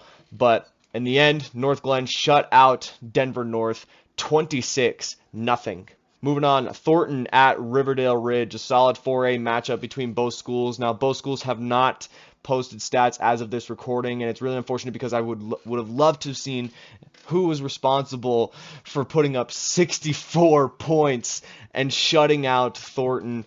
It was a solid game from Riverdale Ridge as they proved that they are definitely a top team in 4A, shutting out Thornton 64-0. Moving on, Grand Junction at Fruita Monument. A solid matchup between 4A Grand Junction as they go into 5A Fruita Monument's house, and it was a tremendous effort as they got the win on the road, thanks to, in part, to number 7, Will Applegate, the senior, 10 for 15 for 131 yards and 3 touchdowns, as well as getting 9 carries for 38 yards. And his favorite target, number 10, Drew Marsh, the junior, who had 5 of those receptions for 76 yards and those 3 receiving touchdowns. And also got to give a shout out to number 5, Matthias Martinez, the junior, 11 carries for 72 yards and 1 touchdown. Also a big-time performance by number 20, Ryan Mulvey, the junior, who had 5 tackles and 1 tackle for a loss, as well as a fumble recovery that was forced by number 50, Logan Walsh.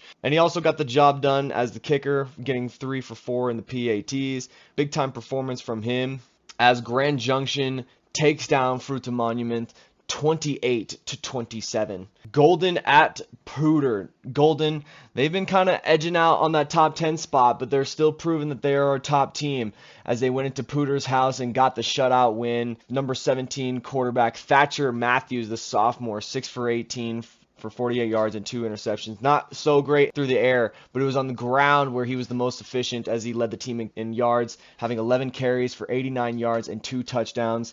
Also a solid performance from number 33, Colin Meyer, the sophomore, with 17 carries for 83 yards. And defense wins championships, and defense shut down Pooter very, very well, all thanks to number 8, Cash Hansen, the senior, who had 2 interceptions, 5 tackles, and 2 of which were for a loss. Golden gets the shutout win, 23-0. Cheyenne Mountain at Canyon City, the 3A school. And Canyon City, they're a decent 3A team this year, and we're kind of keeping an eye on those guys. And they did a really good job at defending their house, but it was not enough as Cheyenne Mountain was able to get the win. Solid performance from Sam Hawker, the junior, number 4. 4 for 12 for 56 yards to the air, but it was on the ground, as always, where he was the most efficient. 12 carries for 80 yards and 1 touchdown. And another solid performance from number 25, Tyler Chris, the senior, who had 7 carries for 58 yards and 1 touchdown, as well as 1 reception for 34 yards. So he was a solid performer for Cheyenne Mountain as they got the win in Canyon City. 15-14. Loveland at Thompson Valley. Now, Loveland hasn't posted any stats, but I had someone that I was training at Colorado State, and he is a freshman this year, and he's from Loveland, and he told me a little bit about the Thompson Valley and Loveland rivalry, and it sounds pretty big for Loveland. They don't like losing to Thompson Valley, and I'm going to have to tell him that he might not like this because Thompson Valley was a team on a mission and got the job done hosting Loveland. They shut out their rivals 20-0. Moving on, Fairview at Monarch. Monarch has had an interesting season so far. They're a pretty solid team, but they had a daunting task in front of them as Fairview, one of the top teams in 5A this year, was now coming into their house, and it was just an obliteration. Monarch really struggled. Offense only had 62 yards passing and 46 yards rushing, and the defense allowed 416 yards passing as well as 117 yards on the ground. It was a tough outing, and Fairview, coming off of a major shutout against Boulder, now comes into Monarch and gets a shutout again back-to-back. 49-0 is the final score. Stanley Lake at Air Academy. Now, no stats from Air Academy or Stanley Lake after this one, as 3A Stanley Lake went into Air Academy's house, but Air Academy was able to come away with the win. It was close as they inched it out 19-16. Rampart at Doherty. It was a good matchup for Rampart as they were looking to crack themselves back into a top 10 spot in 4A, and it was a really solid performance to do that as they went into Doherty's house and got the win 21-8 off of the performance from number 4, Khalid Elwazer, the junior, who had 13 carries for 53 yards and 2 touchdowns. Also some solid performances by number 0, Carter Leffler, the senior, who had a majority of the receiving today. 5 receptions for 83 yards and 1 touchdown. Also a solid performance by number 2, Camden Bruns, the senior, who dominated on defense, having 13 total tackles, 2 tackles for a loss, as well as 1 sack. And this defense altogether had 4.5 team sacks, with number 70, Justice Derrickson, the senior, leading the team with 1.5. Solid performance from the Rams. Ponderosa at Falcon. Now, Falcon was not able to provide any stats, but Ponderosa absolutely dominated them on the road. Solid performance from number 6, Coulter Espinoza, the sophomore, who was 7 for 19 for 100 yards and 2 touchdowns, and also got it done on the ground, having 5 carries for 32 yards and 1 touchdown. And also a really solid performance by number 5, Max Mervin, the senior, who had 4 receptions for 69 yards, as well as those 2 touchdowns. And also a kickoff return touchdown in the game that really put it out of reach. Ponderosa got the win 51-7. Bear Creek at Silver Creek, a battle of the creeks. Unfortunately, we were not able to get any stats from Silver Creek as they were able to get the home win against Bear Creek 24-20. The solid performances from Bear Creek players: number 8, Jojo Hernandez, the senior, who had 17 carries for 61 yards and a touchdown, and also number 17, Kamari May, the junior, who had 14 carries for 47 yards and a touchdown. But it wasn't enough as Bear Creek comes up short to Silver Creek.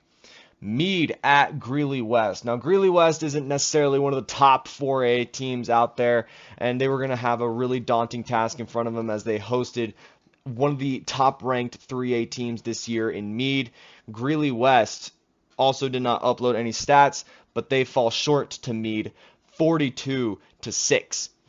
Gateway at Adams City. Now, unfortunately, no stats for this game as well, but Adams City was able to defend home turf in a pretty low-scoring matchup against Gateway. They got the win 13-12. Grand Junction Central at Montrose. Now, Montrose is also a top-tier 4A school as well, and this was going to be a tough matchup for them at home, but they got it done 50-14. No stats from this game as well, but a huge win for Montrose to keep them as a top-tier team in 4A. Heritage at Mesa Ridge. Heritage was not able to get us any stats, but this was definitely a matchup between 2 top 10 4A teams, and it was going to be an amazing matchup, and it was going to be a great opportunity for Mesa Ridge to really propel themselves into that legitimacy later on in the season, and they got a big time win thanks to number 2, Bryce Reel, the senior, who was 13 for 21 for 194 yards, as well as 3 touchdowns. And on the ground, he was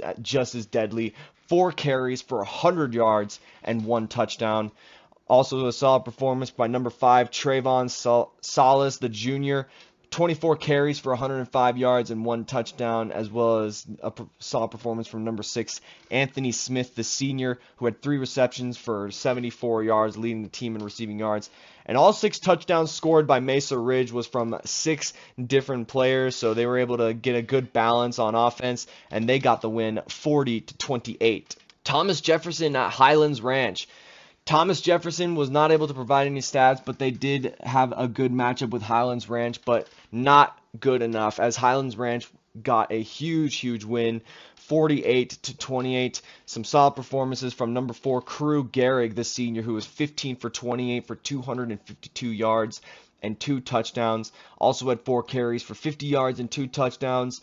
Number 7, Luke Bakken, the senior, also providing on the ground, leading the team in rushing. 26 carries for 129 yards and 1 touchdown, as well as 7 tackles on defense.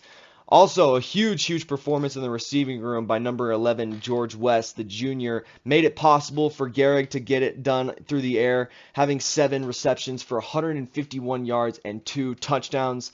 And I also got to give a big shout out to number 10, Jaden Puggia, the senior, who had an 80-yard kickoff return touchdown and 2 total kickoff returns for 117 yards combined.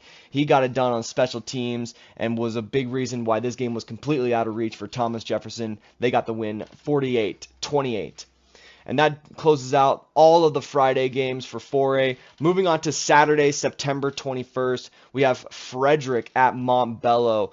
Frederick looking to get right back on track with their 2 losses start off the season against some tough opponents, and now they were really needed to prove it, and it was all thanks to Gavin Ishmael, the senior, who was absolutely perfect. 15 for 20 for 338 yards and 5 touchdowns. 2 carries for 27 yards as well as another touchdown. 6 touchdowns from Ishmael, and a big part of that goes to number 86, Burke Eisman, the senior, who had 4 receptions for 145 yards and 2 touchdowns. Also a big shout out to Sonny Del Pizzo, number 24, the junior, who had 2 carries for 47 yards and a touchdown, as well as 2 receptions for 53 yards and 2 touchdowns, responsible for 3 touchdowns in this game. And number 38, Tristan Dean, the senior, getting it done on defense with 2 interceptions and 3 tackles. Frederick gets the win over Montbello, 50-13. Sand Creek and Widefield. Now, Widefield was not able to provide any stats, but Sand Creek was able to get the job done in a very dominating performance. Some amazing showings from top players. Number 11, Ethan Mangrum, the sophomore, who had 17 carries for an insane 210 yards and 2 touchdowns. Also a pretty amazing performance from number 7, Achilles Evans, the junior, who had 11 carries for 89 yards and 2 touchdowns on offense, but also on defense was able to get to the quarterback, having 5 tackles, 3 of which were for a loss, and 2 sacks. Number 1, Elijah Brothers, too, the senior, who had 3 receptions for 35 yards and 2 touchdowns, but it was also on defense he was able to perform. But the special teams, again, a 75-yard punt return touchdown, having 5 tackles and a fumble recovery on defense. He was everywhere for this game as Sand Creek got the win in Widefield, 51-17. And now to close out the 4A games for this weekend, Liberty at Palmer, the 3A school. Palmer hosting a very, very tough 4A team in Liberty. Unfortunately, Liberty was not able to provide any stats at the time of this recording, but they did get the win on the road, 29-8. And now that finally brings me to my Playmakers of the Week candidates. My top 3 so far. I'm going to start off with Durango's quarterback, number 2, Coley Feeney, the senior, who had 13 for 17 for 251 yards and 3 touchdowns through the air, as well as 18 carries for 90 yards and a touchdown. He had 341 yards of total offense, leading this Durango team to a big-time win. My next candidate is Sand Creek's Elijah Brothers, the senior, for his performance, just being everywhere on the field, getting 2 touchdowns in 3 receptions with 35 yards, as well as his 5 tackles and fumble recovery on defense. But it's that 75-yard punt return touchdown that stuck out to me the most, and that's what I envision a playmaker. But my final candidate, Frederick's number 7, Gavin Ishmael, the senior, 15 for 20 for 338 yards, 5 touchdowns, his 2 carries for 27 yards and a touchdown. And I have to give it to Gavin Ishmael. Gavin had probably his best game of the season in a dominating performance and one of the top QB performances in 4A this weekend, paired with his solid accuracy and also getting it done on the ground. And when it comes to playmakers, the quarterback is where it starts in terms of leadership, in terms of leading this team in plays on offense. And it's not easy to do at the high school level, and Gavin does it very consistently and with ease. And for his performance, his 5 touchdown performance, as well as his touchdown on the ground, I'm going to make him my player of the week for week 4. So congratulations to Gavin Ishmael. And that will do it for me in my 4A recap. Thank you guys so much for listening. Hello, beautiful people, and welcome back to the Playmakers Corner podcast. I'm your host for today's segment, Gideon, and we are going to be doing our weekly 5A recap right here, right now. And if you are not familiar, one of us goes over the 5A games that happened this week, major stats from those games, and give you a bit of a quick recap on the goings-on of the week. We also pick our Playmaker of the Week for the classification, which you will hear at the very end of the show, and trust me, we have some good options for Playmaker of the Week today. Starting off, though, we are going to have our Thursday games first, then Friday. No 5A games this Saturday, so kind of interesting there. But starting right off with these Thursday matchups, we're going to give it a go with Ralston Valley defeating Thunder Ridge 39-2, which I'm not sure is a score I have ever seen before. Going to start here with Thunder Ridge's side of this game. Caden Reeder, 15 for 39 passing for 192 yards, no touchdowns, 2 picks. Rushing, the leader was Brennan Dopke with 21 yards. Receiving-wise, Ben Perez was the leader, 5 catches for 81 yards. After that, though, on defense, Evan Bilby, Mr. Christensen, Sloan Schilling, 14 tackles, 13 and 10, respectively. Ryan Rutledge with 7. Will Bradley, Camden Newman, each with 6. And then Oliver Hall, Mr. Pashada, Boss Brown, and Brody Hine, each with 5. Newman had 3 sacks in this matchup for 32 yards, and Schilling had 1. Bilby had a blocked field goal attempt. Newman both forced and recovered a fumble. Mr. Christensen also forced a fumble, while Brody Hine had 2 pass deflections in this game. So that's all really for Thunder Ridge outside of that safety, but that was caused by Christensen in this game.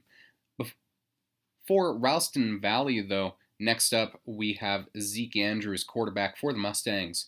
On the winning side of this matchup, 18 for 26 passing, 233 yards, 1 touchdown in the air. Colton Stratman, 88 rushing yards for 2 touchdowns. Mr. Blomquist, 48 rushing yards. Andrews, 30 rushing yards and a score on the ground. Nico Bonallo, 115 receiving yards and a score in the air. And then Brady Wallen with 61 receiving yards. On defense, Matt Gates and Brody Schaefer each had 7 tackles, while Luke Nelson had 5. Robert Mendez had a sack in this matchup, and then both Gates and Mr. Essen Price had a pick in this matchup. So, very good game here from Ralston Valley. Landon Plickta, 4 for 5 on PATs, 1 for 1 on field goals from 37 yards out. There was also a safety from Ralston Valley in this game forced by Josh Canizaro, which I think might be the first time I've ever seen 2 safeties by different teams in the same game. So very interesting there. Again, Ralston Valley won that one 39-2. After that, we have Fountain Fort Carson, the Trojans, defeating the Lakewood Tigers on the road 49-0. 28 points in the first, 21 in the second from Fountain Fort Carson. No scoring, obviously, from Lakewood. Colton Camba, 103 pass yards and 2 touchdowns. Grayson Folari, 49 rushing yards. Terrence Morris, 40 rushing yards with 3 touchdowns. And Relaford Jr., 27 rushing yards and 1 score on the ground. Receiving, Mr. Henderson, 59 yards. Scoring-wise, Ryan Managdo, 24 receiving yards and a score. Caleb Keats with 6 receiving yards and a touchdown. And that's really the long and short of it. Blake McFadden, 7 for 7 on PATs in this game for Fountain Fort Carson. After that, we have the Battle of the Rock, Douglas County versus Castleview.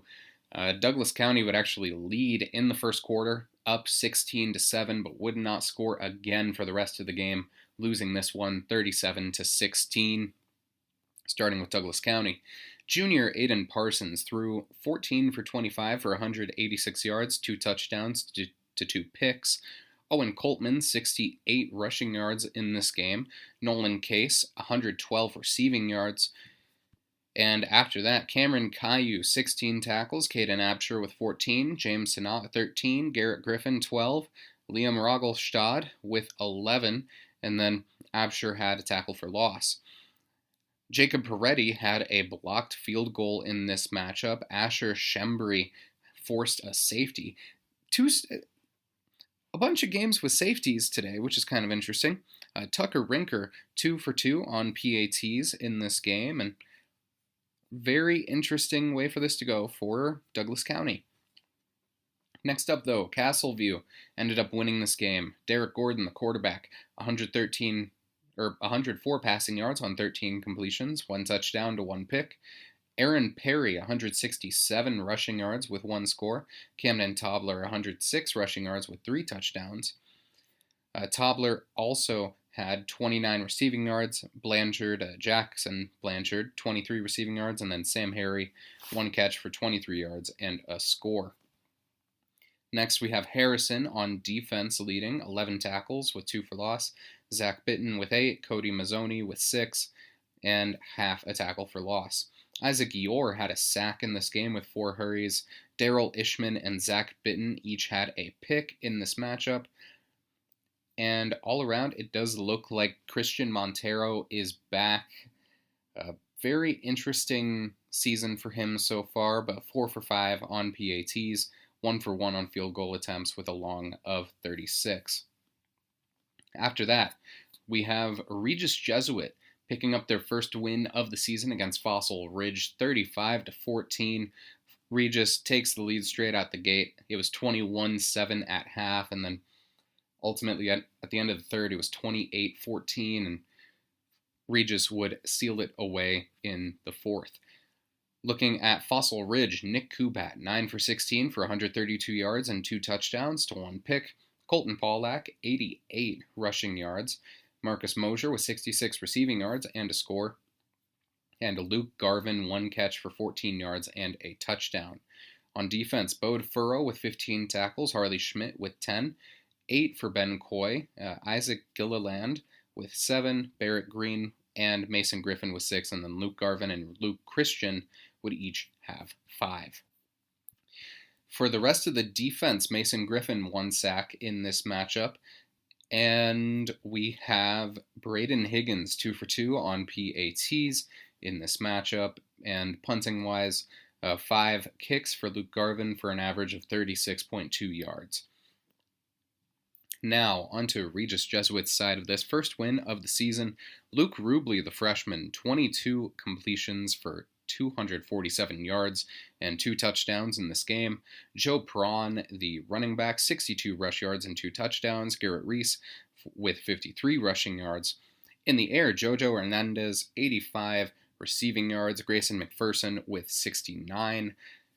Garrett Reese with 42 receiving yards and 2 touchdowns. And we also find that McPherson led on defense, 11 tackles, 9 of them being solo. Kai Shelton with 6, 2 for loss. Jace Filliman with 5 in this game. McPherson, 3 sacks in this matchup, 2.5 for Filliman. Peyton Lindell with a sack, Kai Shelton with a sack, Cody Hunt with a sack, and then Madden Weddle with Cade Filliman with half of 1. Jojo Hernandez had a pick for 31 yards and a pass deflection. Kai Shelton had a blocked punt in this matchup. Jackson Large, 6 kickoffs for a 57.2 yard average, 343 yards total. Large also 3 punts for 41.3 yard average. 70 kick return yards for Cade Filliman. And just all around good game here. Jack Manthe, 5 for 5 on PATs.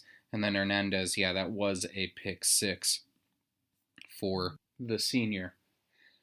Up next, though, we have Denver East versus Eagle Crest. The Raptors of Eagle Crest would defeat the Angels of Denver East 17-7. It was tied 0-0 heading into halftime and then tied 7-7 heading into the fourth quarter, but Eagle Crest would pull away with 10 points scored in that fourth to win it. Overall, Joe Steiner, 4 for 14 for 26 yards, no picks, but 191 rushing yards and 2 touchdowns. And he was the main difference maker for the offense on this team, with Coda Becker, 34 rushing yards, being the second leader. In terms of everything else we have, it's not really very much, considering that there are not many more stats left, and the leading receiver was Josiah Asibi with 11 receiving yards in this game. So good win here by Eagle Crest to stay in the top 10 and secure their position. Next up, Columbine defeats the Vista Ridge Wolves 42-7. Columbine, the Rebs. Brennan Goodwin, 4 for 6 passing for 58 yards. Mark Snyder, 136 rush yards and 2 touchdowns. James Bassinger, 3 rushing touchdowns on 14 carries for 130 yards. Corbin Dyer, 28 rush yards and a score as well. Bassinger would have 25 receiving yards in this game as well. On defense, Elijah Villalpando, 6 tackles. Corbin Dyer and Juice Mabini each had 5. Oliver Steffen, Ezreal Enzo, and Will Monroe would each have a sack. And then all around good game here. James Salazar, 1 punt for 40 yards. Good win, 6 for 6 on PATs in this game as well. So good win here for the Rebs over Vista Ridge. Honestly, as expected, but very good game here from Bassinger, bolstering his case for potential postseason awards. Next up, looking at our Friday games, we're going to start out with the Denver South Ravens versus the 4A Vista Peak Prep Bison. The Ravens would lose this one 20-35, but Armstrong Dice would have a solid game, 10 for 15 passing for 220 yards and 3 touchdowns, no picks thrown. Elijah Hargrove, 52 rushing yards in this game as well. Antwin Glaspie, 98 receiving yards and a score. And then Kidron McVeigh, also 68 receiving yards and a touchdown. And then Mr. DeBellin would have 1 touchdown as well. In terms of defense, Errol Rovinsky, 8 tackles with 3 for loss. Mr. Thomas Flores, 7 total tackles, 3 for loss. Kachenz Ray, Byron Madrid each had 6 tackles, and then Rodney Marshall would have 5. Thomas Flores would have a sack in this game as well. And then Taha Back would have 2 for 3 on PATs in this matchup. All around, I mean, not a great game from Denver South, but they had some good individual performances. Josiah Thomas Flores, the 6'4", 225 defensive end, actually had a pretty solid game there with, the sack and 8 tackles. So good job there by the sophomore. After that, though, Horizon would take on the 4A Boulder Panthers, 33-0. Horizon, no stats yet for this game, but very good win to get on the board for the first time this season, get in the win column. They're hoping to finally put some stuff together here. They've played all but one team close in their losses, or at least relatively close. And so next week, though, they do have to face off against Legacy, so we'll see how that matchup goes. After that, we have the game of the week, which was Cherry Creek heading down to Highland Park to take on the Scots. This ended up being a huge win for Cherry Creek. When they took the starters out, the Bruins were up 44-17. Game ended 51-39, so they had to put the starters back in a little bit right at the end. But all around, very, very good win here. Gave Highland Park only their 3rd loss at home in the past 25 years. 3 home losses in 25 years, and Cherry Creek is one of them against the Dallas powerhouse. We do not have stats yet, but what we do have is the score tracker. Dwight Johnson with a pretty good tackle for loss. The scoring for Cherry Creek would get started with Brady Vodka passing to Jeremiah Hoffman for a touchdown, so that would make it 6-7 because the PAT was missed. And what happened was the PAT got blocked and was returned for a safety. Very interesting. But for Cherry Creek, Jaden Spencer would get a 30-yard fumble return touchdown. And then after that, Cherry Creek just kept capitalizing on turnovers. Maxwell Lovett with a rushing touchdown in this matchup. Jaden Fox, he managed to get 2 rushing touchdowns. Brady Vodka with a rushing touchdown. Maya Hoffman with a 40-yard rushing touchdown on a switch. Just absolutely insane game here for Cherry Creek. And then everybody got in on the action in this matchup, but ultimately the Bruins came out on top. Jaden Fox, he managed to be the one that sealed this game away. In those last 2 minutes, he got a 26-yard rushing touchdown when all hope looked, well, not lost, but it was diminishing for Cherry Creek. So Jaden Fox secured the win for the Bruins over the Dallas powerhouse. Next up, another game that we don't really have stats for. It was a Rangeview homecoming game where the Raiders would beat the Smoky Hill Buffaloes 28-9. Very interesting score here. There was a safety, so Rangeview would lead 20-7 heading into the second, and then 20-9 with a Smoky Hill safety. Rangeview would put it away, though, with a touchdown and a score in the 8th quarter, a conversion that is in the 3rd quarter, making it 28-9. Next up, we have Rocky Mountain falling to Cherokee Trail, 37-6. No stats yet for Rocky Mountain, but for Cherokee Trail, Tyson Smith, 190 passing yards for 2 touchdowns. Brian Tucker, 90 rush yards. Noah Collins, 87 with 2 touchdowns. And then Smith, 8 rushing yards for a score. Mr. McCullough, 76 receiving yards and a score. And then Cade Brook, 25 receiving yards and 1 touchdown in this game. On special teams, Forrest Cornett, 5 for 5 on PATs, but really that is all that she wrote. Cherokee Trail, just great game here overall. Only 28 of the 37 points are accounted for in the box score, so I'm assuming some defensive touchdowns came through. And again, no stats for Rocky Mountain this year. Fruita Monument, the next 5A team, the only one on the western slope, would fall to Grand Junction for the first time since 2013, 28-27 in overtime after coming back in that 4th quarter. For Fruita Monument, Cooper Rowell, 8 for 13 for 95 yards and 2 touchdowns through the air. He also had 118 rushing yards and 1 score. Chris Bennett, 93 rush yards and a score. Tavian Trujillo with 64 rushing yards, and in the air, Carson Weddle was the leader with 38 receiving yards, and Bennett would have 21 on 2 catches for 2 touchdowns.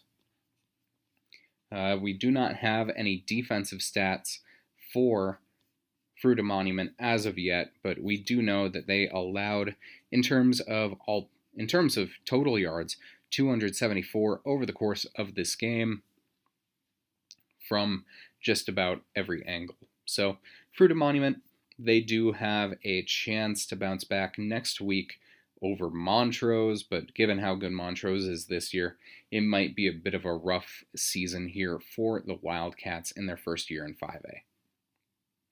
Next up, though, we have Arapahoe versus Pine Creek. The Warriors would end up falling to the Eagles 13-34 in this game.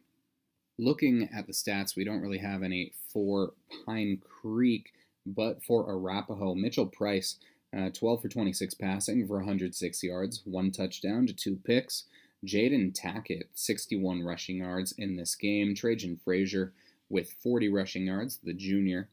Tyson Watson with 60 receiving yards and 1 touchdown. In terms of defense, the leader was Frazier, again, 10 tackles, solo, 12 total. Brody Seek, 9 tackles with 4 for loss. Anthony Clocher with 8, along with Mr. Gilchrist. Gilchrist also had 1 for loss in this matchup. Mr. Whitehouse, 1 forced fumble. Jake Mostek with 1 fumble recovery, and then Tyson Watson with a pass deflection. Mr. Peterson, 260 kickoff yards, 4 touchbacks, and 4 kickoffs. And all around, Frazier, 45 kick return yards. And Mr. Peterson, 1 for 1 on PATs, 2 for 2 on field goal attempts, 35-yard long in this game against the Pine Creek Eagles. Next up, we have Valor Christian taking on Mullen at Mullen. Now, Valor would end up winning this matchup 46-20. Now, Valor just absolutely dominated this game in all aspects except for penalty yards. Now, Valor, we don't have stats for Mullen as of 2 o'clock on Sunday, September 22nd, but Dawson Olk, the starting quarterback for Valor, 264 pass yards, 2 touchdowns to 1 pick. Titus Heward, 49 passing yards, the freshman, and then Noah Smith, 1 for 1 for 10 yards and 1 touchdown. In terms of rushing, Olk was the leader there as well, 62 yards, and then Chase Hanash, 49 rush yards and 2 touchdowns. Cash Spence with 48 rushing yards and a score. Receiving, Spence would have 90 receiving yards and 2 touchdowns and 9 catches. Smith with 70 receiving yards. Ben Herbeck with 63. And Anderson Cavo with 16 receiving yards and 1 touchdown. In terms of defense, the leader was Jack Brown with 11 tackles, 1.5 for loss. Moses Freeman with 7. Dakota Rich and Dallas Dudley each with 6. And then Cole Byer with 5 tackles here. Jack Brown and Elliott Smith would each have 1 sack. And then Jacob Schaaf and Brock Peterson would share a sack. Spence would catch 1 interception on the day, while Zay Amaro would force a fumble, which was recovered by Smith. All around, very good game here. Both Mason Walters and Blake Pancratz would have good kicking performances. Walters, 58.8 yard average on kickoffs. Pancratz with 149-yard punt. Cash Spence, 50 kick return yards in this game. Freeman would have a conversion. Walters 3 for 3 PAT. Pancratz 2 for 2 on PAT, 1 for 1 on field goals. Just all around very good game here for Valor Christian. Got to spread their wings a little bit, if you will. I think this is a team that has a good chance at a run for state. Because looking at this game, they have one of the best players in the state. They've got a well-rounded roster, and defensively, they know what they're doing. So that's that for Valor versus Mullen. Next up, though, the Fairview Knights would defeat the Monarch Coyotes from 4A 49-0. 14 points in each quarter for Fairview, except for the fourth, where they would score 7. Starting off for Fairview, Kai Ellison, 19 for 20 passing for 329 total passing yards, 4 touchdowns. And Nico Rosello would also go 10 for 10 passing for 87 yards and 1 touchdown. In terms of rushing, Teray Davis, 68 rush yards and 1 touchdown. Jordan Retchell, 35. Otto Berry with 35 as well. In terms of receiving, Retchell, 110 receiving yards and 2 touchdowns. Davis with 82 and 1 score. Luke Strickland with 70. Sabby Rutgers with 58 and a touchdown. And James Lawson, 19 receiving yards and 1 touchdown. No defensive stats yet here for Fairview in this matchup. In terms of kickoffs, though, Ben Mitchell, 372 kickoff yards for 53.1 yard average. All around very good game here. Keelan Connolly, 1 for 1 on PATs, and then Mitchell, 6 for 6 on point after tries.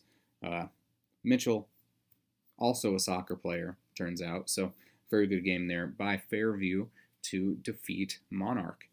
Next up, a rivalry game, which may have put some of the spark behind how close this game was. Legacy would fall to Broomfield 13-14. Broomfield would lead 14-3 heading into that fourth quarter, but Legacy would score 10 points in the fourth all around to win this game. No stats for Broomfield yet, but looking at Legacy, sophomore quarterback Andrew Gardner, 23 for 27 passing for 156 yards and 1 touchdown. Tyler Anderson, 50 rushing yards, nothing on the ground though. Joey Jewett, 53 receiving yards as the leader for this Legacy team. Koa Hewlett, 7 tackles in this game, and then Bobby Hyatt and Isaac Lindemann each with 5. Kellen Reiser, 1 pick for 8 yards in this game, and then just all around very good game here. Mr. Mezzarina, the kicker, 4 kickoffs, 3 touchbacks, 240 total yards. Kellen Reiser would have 79 kick return yards in this game overall. Leonardo Medina, 1 for 1 on PATs, 2 for 2 on field goals with a long of 36. So Medina would count for 7 of those 13 points. And all around, very good game here for Broomfield, for Legacy to equal. Broomfield just wasn't enough to get the job done against the, now I believe, top 3 team in 4A. Next, though, Grandview, the Wolves would take down the Rock Canyon Jaguars 42-17. Unfortunately, we do not have any stats for this one yet.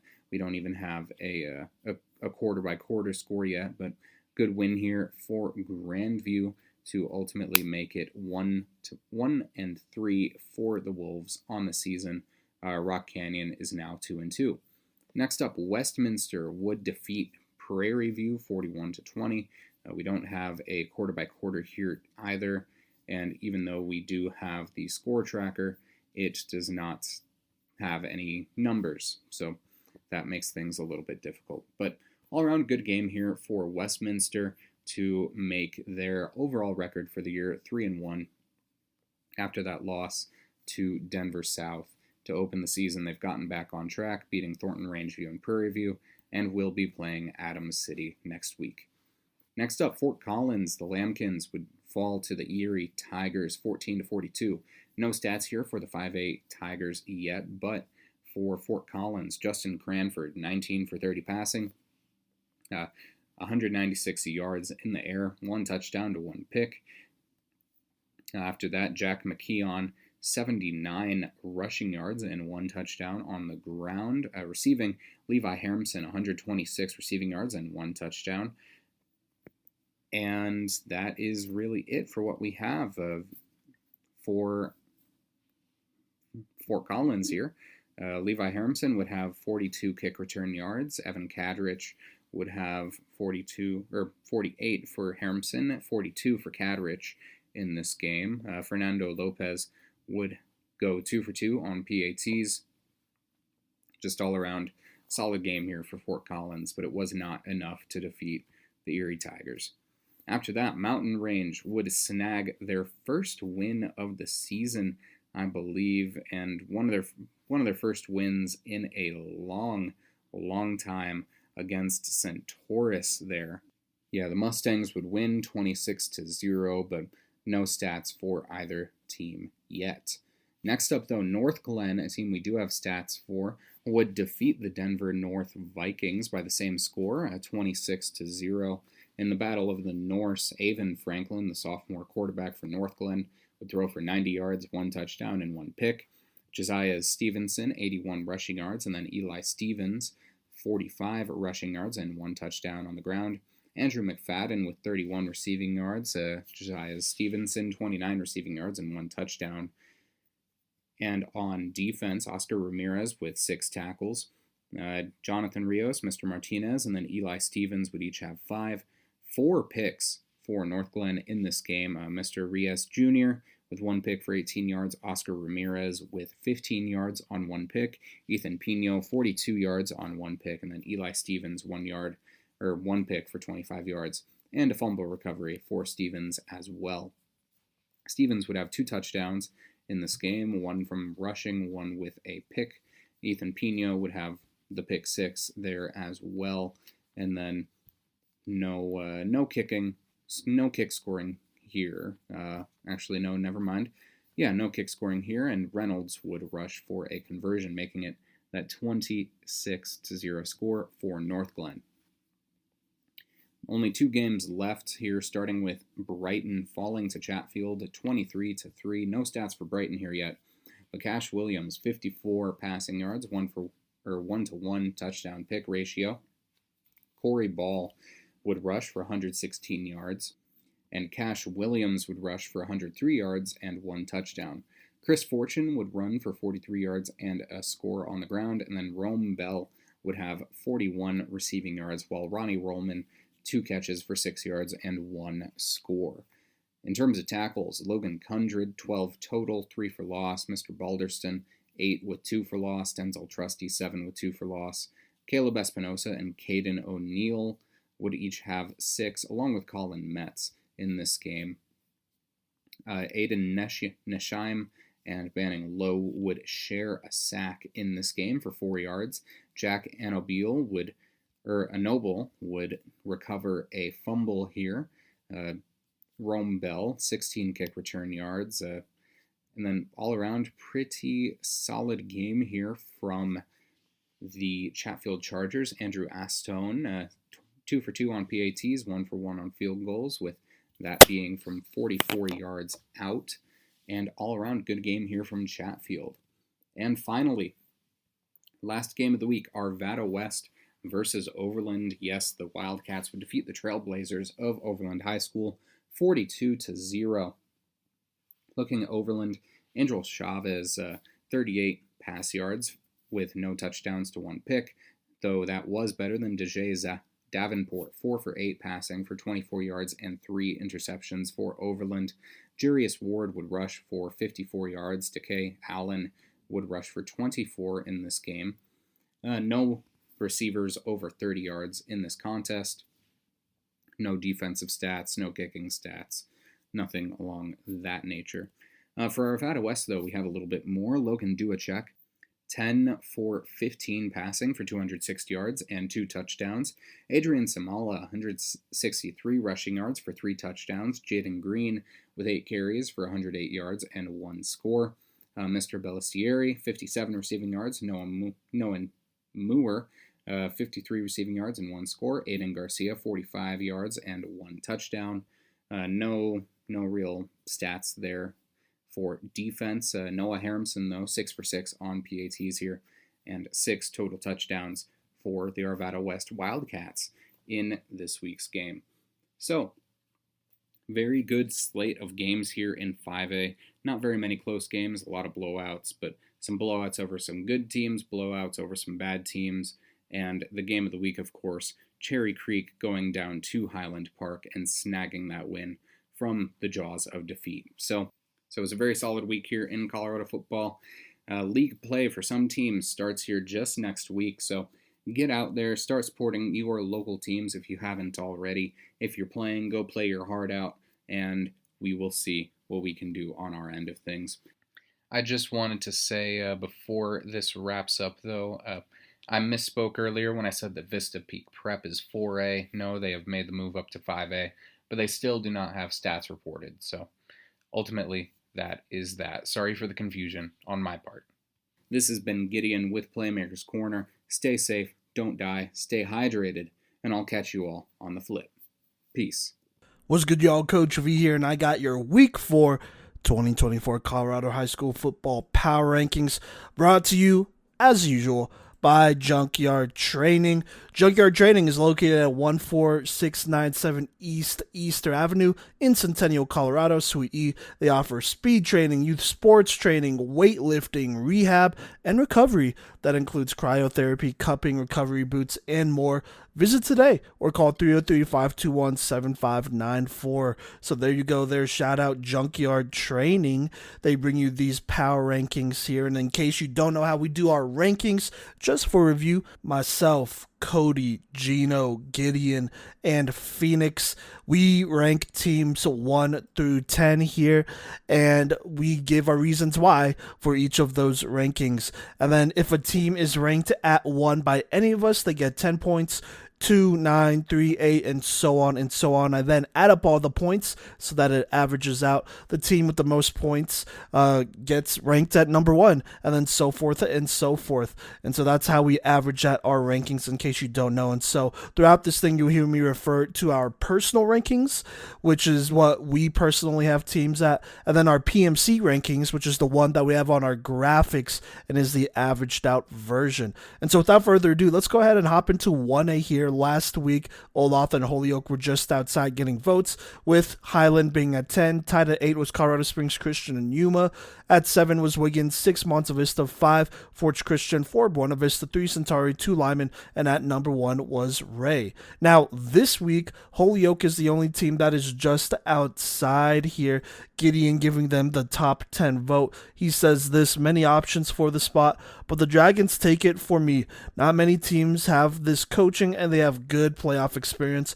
Only problem is they haven't played in weeks, as he moves them up in his personal rankings. For us, they are just outside. Now at 10, there's actually a tie. It's a tie for 9th, technically, in Colorado Springs Christian and Highland. Colorado Springs Christian dropping a spot, Highland basically just staying here. Let's talk about Highland first. Cody says this: took care of business in a dominating fashion.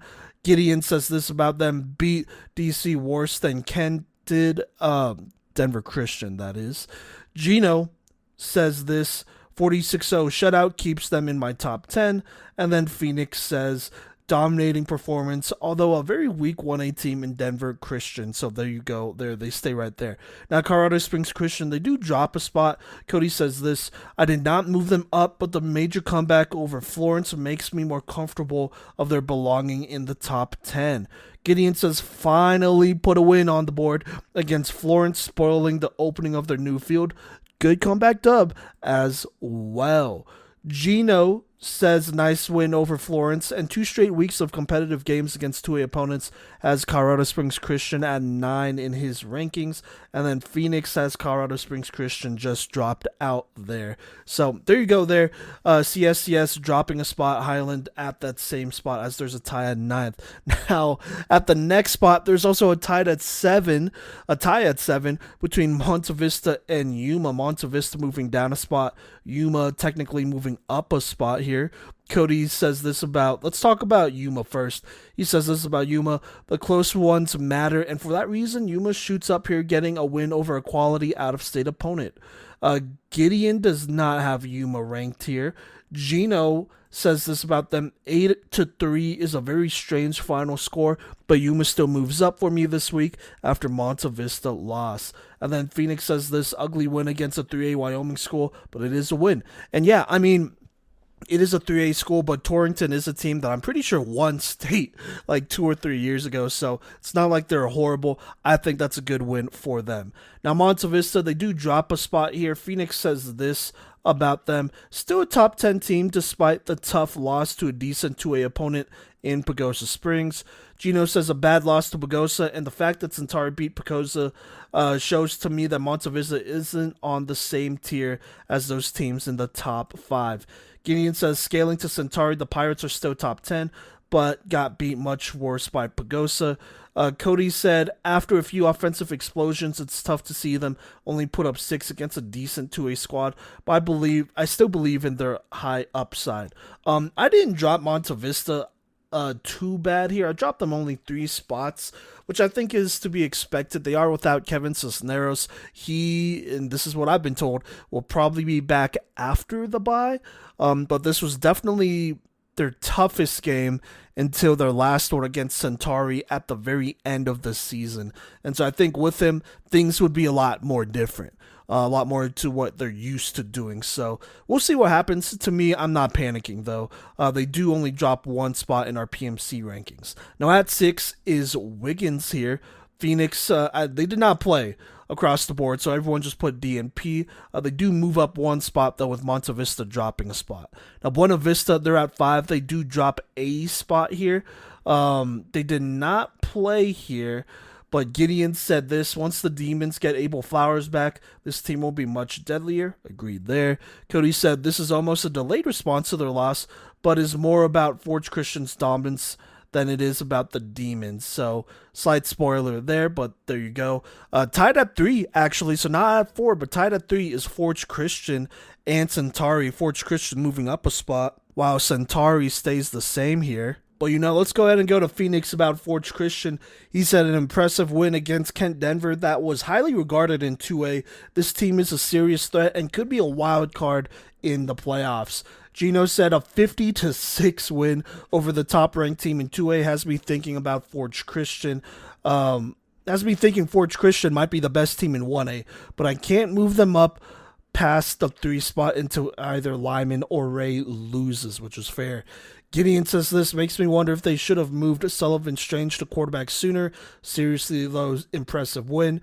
And then Cody says this about Forge: a dominant win over the former number 1 team in 2A is bonkers and easily enough to leapfrog a bye-week team. For me, Forge Christian moves up 2 spots.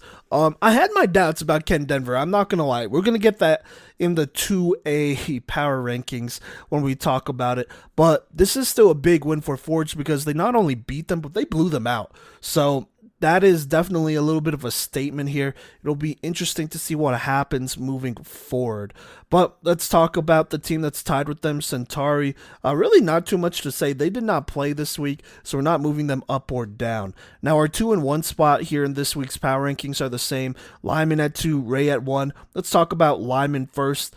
Cody said 50 Burger retains number 1 spot in his personal rankings. Gideon says Lyman beat Bennett, but Bennett been mid for seasons now. Sorry, Phoenix. Gino says this. It was tough not to move Forge Christian up to 2 this week, but I'm going to hold off for now after Lyman beat Bennett 54-8. And then Phoenix said, solid win against Bennett. Found out, though, that Bennett's head coach resigned due to health reasons. So for that reason, I'm not giving Lyman the 1 spot for beating a team without a head coach. And agreed there. But they do keep winning, so it's hard to move them down at all. Now, with Ray, Cody said this, nice 4-score shutout win. Gideon has Ray at 1, personally. He said have 1 in-state and have 1 out-of-state. Now time for the conference slate.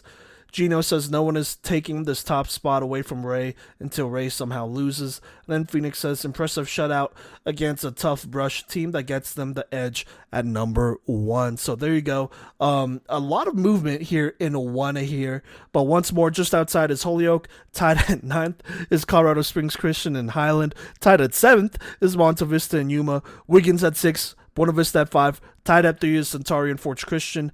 And then at 2 still is Lyman, and at number 1 is Ray. Okay, now moving on to 2A, where we got a lot of movement here. Last week, though, Woodland Park was just outside. Lamar was at 10, Elizabeth at 9, University at 8, Basalt was at 7, Strasburg at 6, and then our top 5 stayed the same from week 2. Delta, Berthoud, Wellington, TCA, and then Kent Denver was at number 1. But this week, some things are different. Nobody is just outside. But we do have a tie at 9 here with Lamar and Kent Denver. Lamar moving up 1 spot, while Kent Denver falls all the way from 1 down to 9th here, or tied at 9th technically here, if that makes anything better. But, let's talk about Kent Denver first here. Cody's had this to say about Kent Denver, and it's a long one here. He says this, and he moves them down from 1 to 10. He said, this was embarrassing.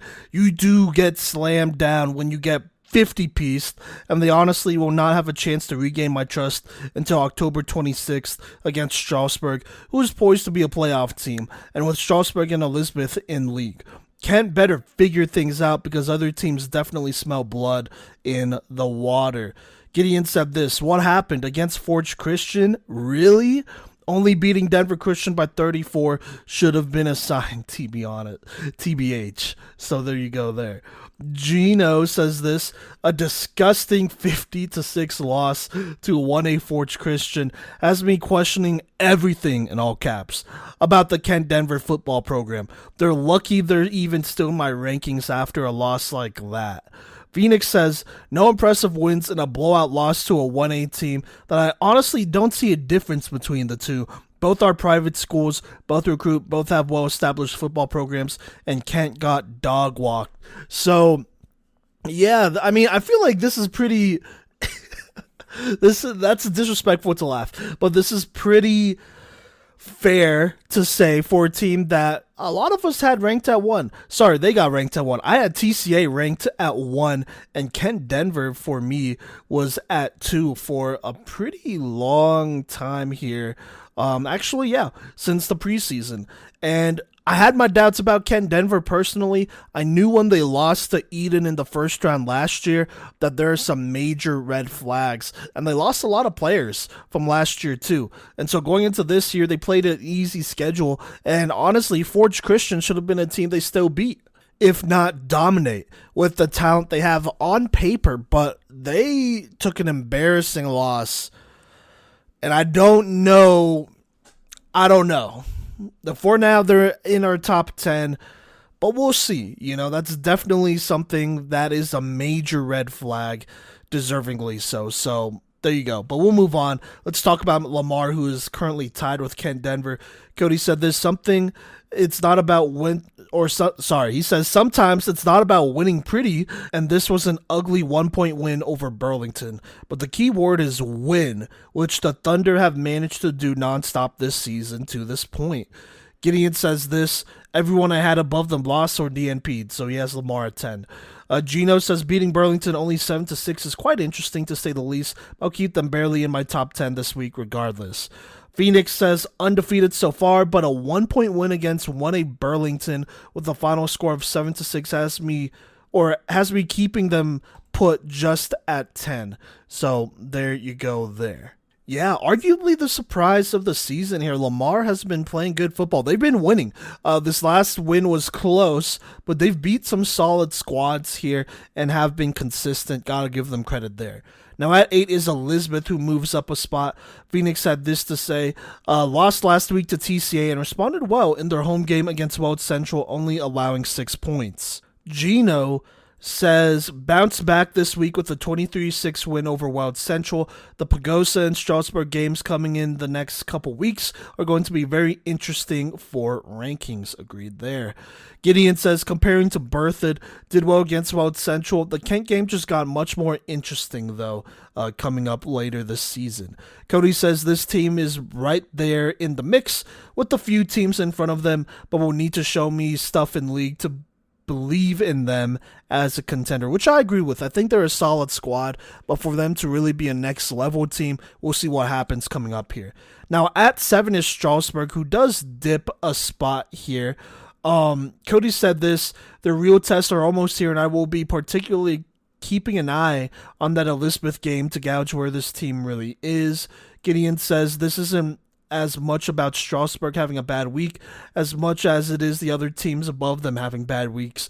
Good game against the Academy, even though some prankster had me panicked for a moment. He meant someone put down that the Academy blew out Strasburg, which is obviously just not true. Gino says this: Strasburg stays cooking in the 2A classification with an undefeated record. Phoenix says good win at home against the Academy, and a Kent-Denver loss gives them the edge as they rise. But I do think one of us had to have dropped them. Oh, it was Gideon who have dropped them, so that's why they drop a spot here. Now, moving on here to University, who does move up a spot. Cody says the Dogs have stayed rolling and will jump up a few spots here for almost scoring 70 this past week. Gideon says Brevin Doss is the truth, and if I was doing 2A this week, he'd be my player of the week, playmaker of the week. Gino says this about University. He said they're pushing for a top 5 spot here soon with the way they are blowing teams out to start the season. And then Phoenix says something has to be working if you're scoring 68 points with the running back having 6 touchdowns on the road, in all caps.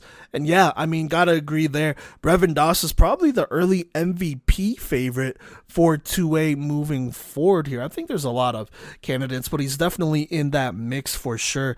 And University continues to rise. Now, speaking of rising, we have Basalt, who moves up 2 spots here. Phoenix says shutout win on the road against 3A Evergreen. Gino says Basalt has a bye week and then a chance to prove that they are legit this season against Delta at Delta in a couple of weeks. Gideon says about Basalt here, the Wills are solid, both Toralo and Daniel. I may be calling it too early, but beating 3A Evergreen by 20 is a resume builder. Delta is going to be tough though. Cody says this about Basalt, who he has at 3 now has 2 wins over 3 opponents, including this last one being a shutout win. And yeah, I mean, they're continuing to roll. I think this Delta game, though, will tell us a lot. So we'll see what happens with that. Now, moving on here into our top 5, at 4 is Wellington, who does drop a spot. Phoenix has lost by 3 to a very good 3A team in Mountain View. He wrote down Mountain Vista, but he meant Mountain View. This loss will only make them better, though, and they'll still be a contender for state. Gino says, as confusing and annoying as it may be, I am still yet to see Wellington beat a playoff team in any classification, which is true. Gideon says this about Wellington: I was at this game and the loss to Mountain View is not as bad as it sounds. Mountain View is a playoff quality team in 3A, and Wellington played them tight. Just some mistakes at the end, but with 6 starters out for the Eagles, I'm not pulling too much stock for this loss. Moving on to Cody here. He had this to say about Wellington: I'm not going to punish the Eagles too bad for losing a close game to a quality 3A team, but they just drop a little. They'll have plenty of opportunities to reclaw their way back up as league play is about to light 2A into a frenzy, which I agree there. But Wellington, I mean, they got to start winning against these quality teams. It is a tough loss against a Mountain View team who I think is underrated. But it's a win you could have had and probably should have had, in my opinion. I feel like they just have a couple more explosive playmakers, and so losing this one is tough. We'll see how they respond moving forward, though. Now, moving up in their place is Delta, who moves up 2 spots and now is at 3. Cody says this about Delta: to see what the Panthers did against a playoff team, along with the experience they have, I am going to plant them here at 2 and see if they defend it against Basalt. Gideon says this about Delta: a good win to humble Alamosa. Ready to see how Basalt goes, though. I wish I could make it to this one. Gino says this: slaughtered Alamosa and stay undefeated to enter my top 3. And then Phoenix says took care of business in their house and kept it out of Alamosa's reach. Alamosa did come off a gruesome shutout against Pueblo Central, and Delta might have just been the Vultures picking off what was left, which I think is a very valid point there. But, a team like Delta is not going to care. They're going to go ahead and knock them out if they can. So there you go. There, the experience of Delta showing here as they continue to rise. Now, rising as well as Berthoud, who moves up to 2. Cody had this to say about Berthoud. Actually, it's DNP. They did not play this week, but because of Kent Denver losing, they move up. So moving on, at number 1 now is TCA. I'm just going to say this: I had TCA at number 1 this entire time. But let's start with Phoenix. He said, shutout win against La Junta and Wellington loss propels them to number 1 on my list for this week. Gino says Kent Denver's catastrophic loss to Forge Christian gives TCA the number 1 ranking for the first time this season. Gideon says blowout win over La Junta, who were formerly top 10. And then Cody said did not lose and actually just dominated in every way imaginable. And then I had TC at 1. I think that's all there is really to say. They continue to roll. They're undefeated. They're dominating. And Kent Denver, they lost. So there you go, albeit, unexpected. But there you go. That's our 2A Week 4 power rankings. Tied at 9th is Kent Denver, as well as Lamar. At 8 is Elizabeth, 7 Strasburg, 6 University, 5 Basalt, 4 Wellington, 3 Delta, 2 Berthoud, and at number 1 right now is TCA. Now moving on to 3A here.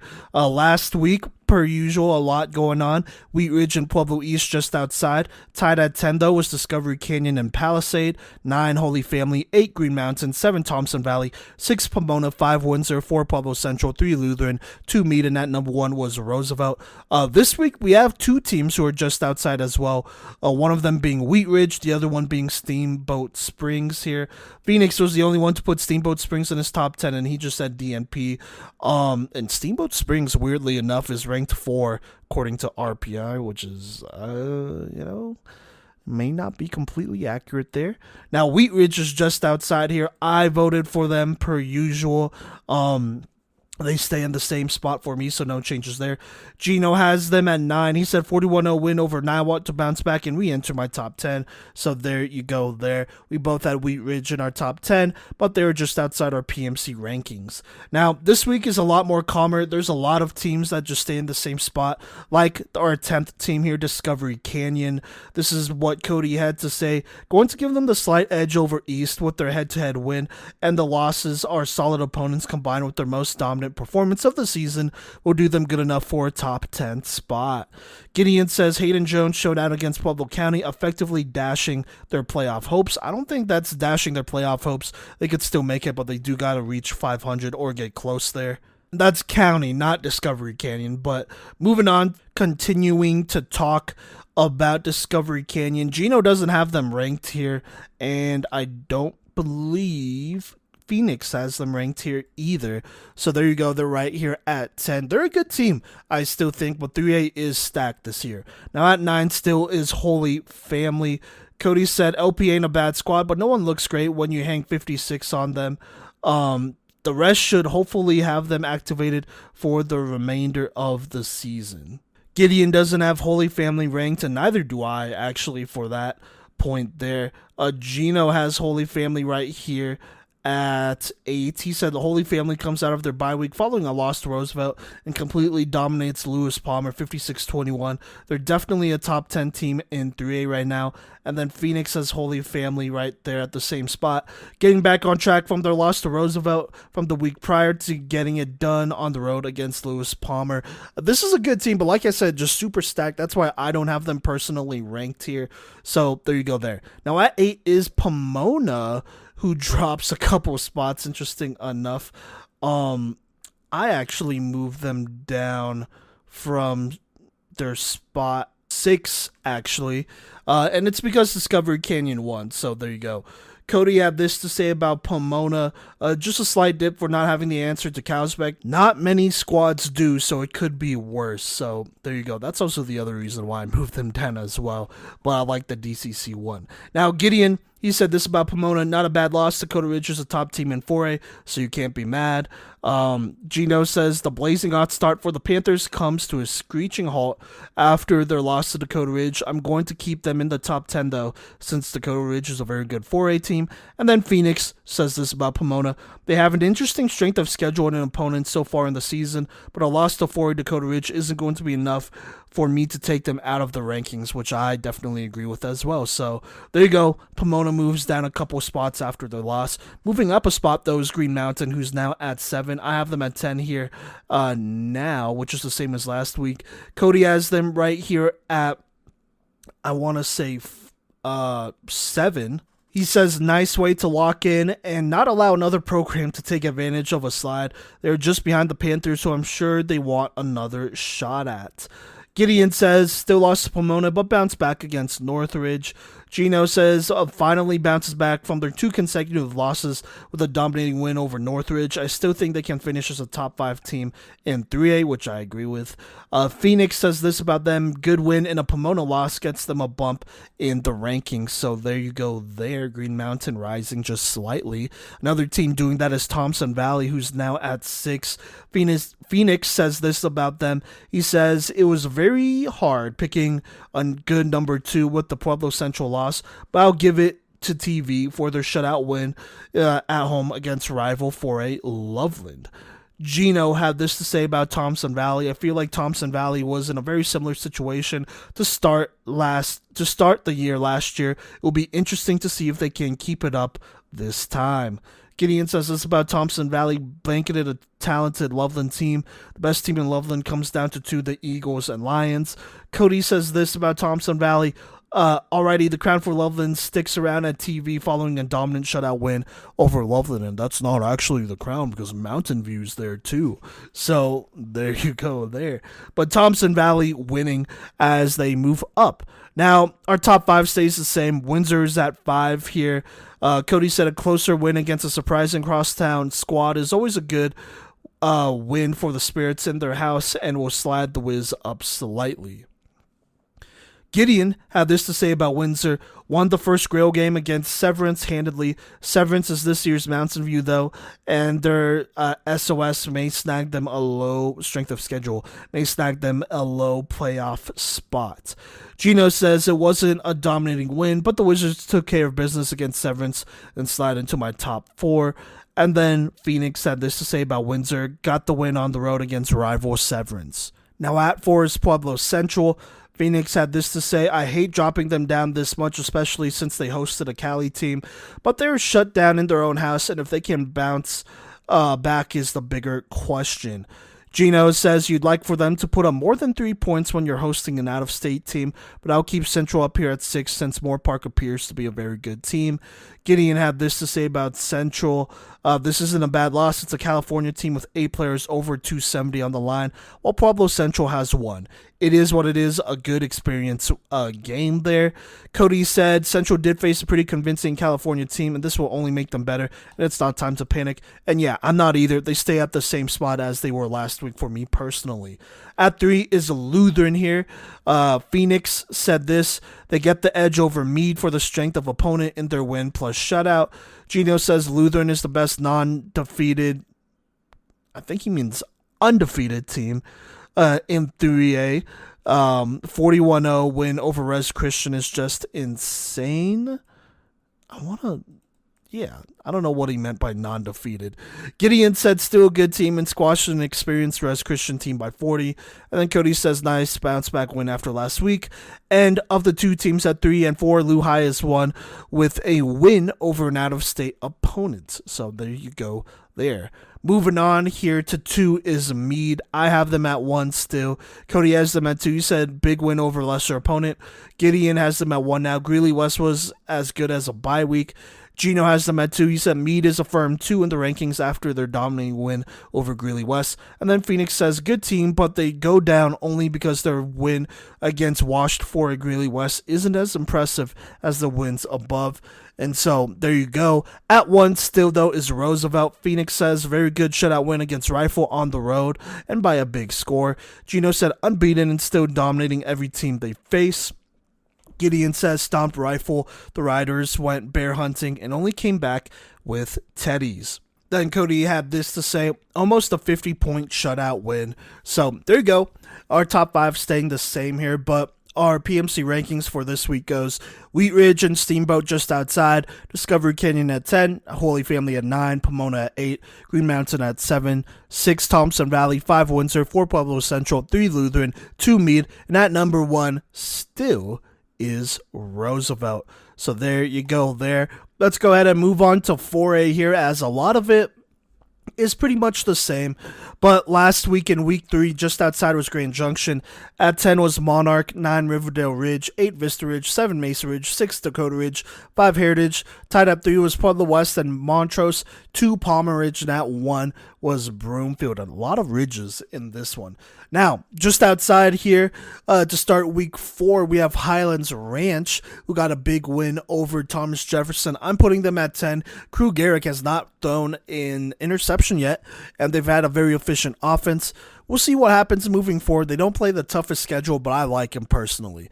Now, tied at 10 is Rampart and Grand Junction, who now move up from being previously unranked. Let's talk about Grand Junction first here. I don't have them ranked. Phoenix doesn't have them ranked. Gino has them at 10. He said Will Applegate and company are undefeated and stay rolling after their close win over 5A Fruita Monument. Gideon says this beat Fruita Monument for the first time in 11 years to stay undefeated. If they beat Durango, their RPI may snag the Tigers a bye. Oof. And then Cody doesn't have them ranked either. They are undefeated, but I don't think Fruita's a good team this year, so that's why I didn't have them ranked personally. Now at 10 is Rampart here. Phoenix had this to say about them, who he has an 8, solid win against Doherty and have an impressive record so far with solid wins, and I think he is the only one. Sorry, Cody has them at 10. He said this, going to pop the Rams back in here over their win, with their win over Doherty that shows a grit in the trenches to remain relevant in 4A. So there you go. They're now up into our 10 spot, Rampart and Grand Junction there. I did not have Rampart ranked. I thought they were going to be Doherty. So there you go. Moving on. At 9, we have Riverdale Ridge, who's now tied right there. Stays right there. Not tied right there, but stays right there. Phoenix said this, Heritage and Vista Ridge losses put a 64-point shutout, more than deserving for a bump up in the rankings. Gino says blowout win over Longmont will keep Riverdale Ridge at the 9 spot. Gideon says, had a scare against Severance, but passed the 4A rite of passage without trouble, walloping the ever-loving crap out of Thornton. A good win with their starting quarterback out.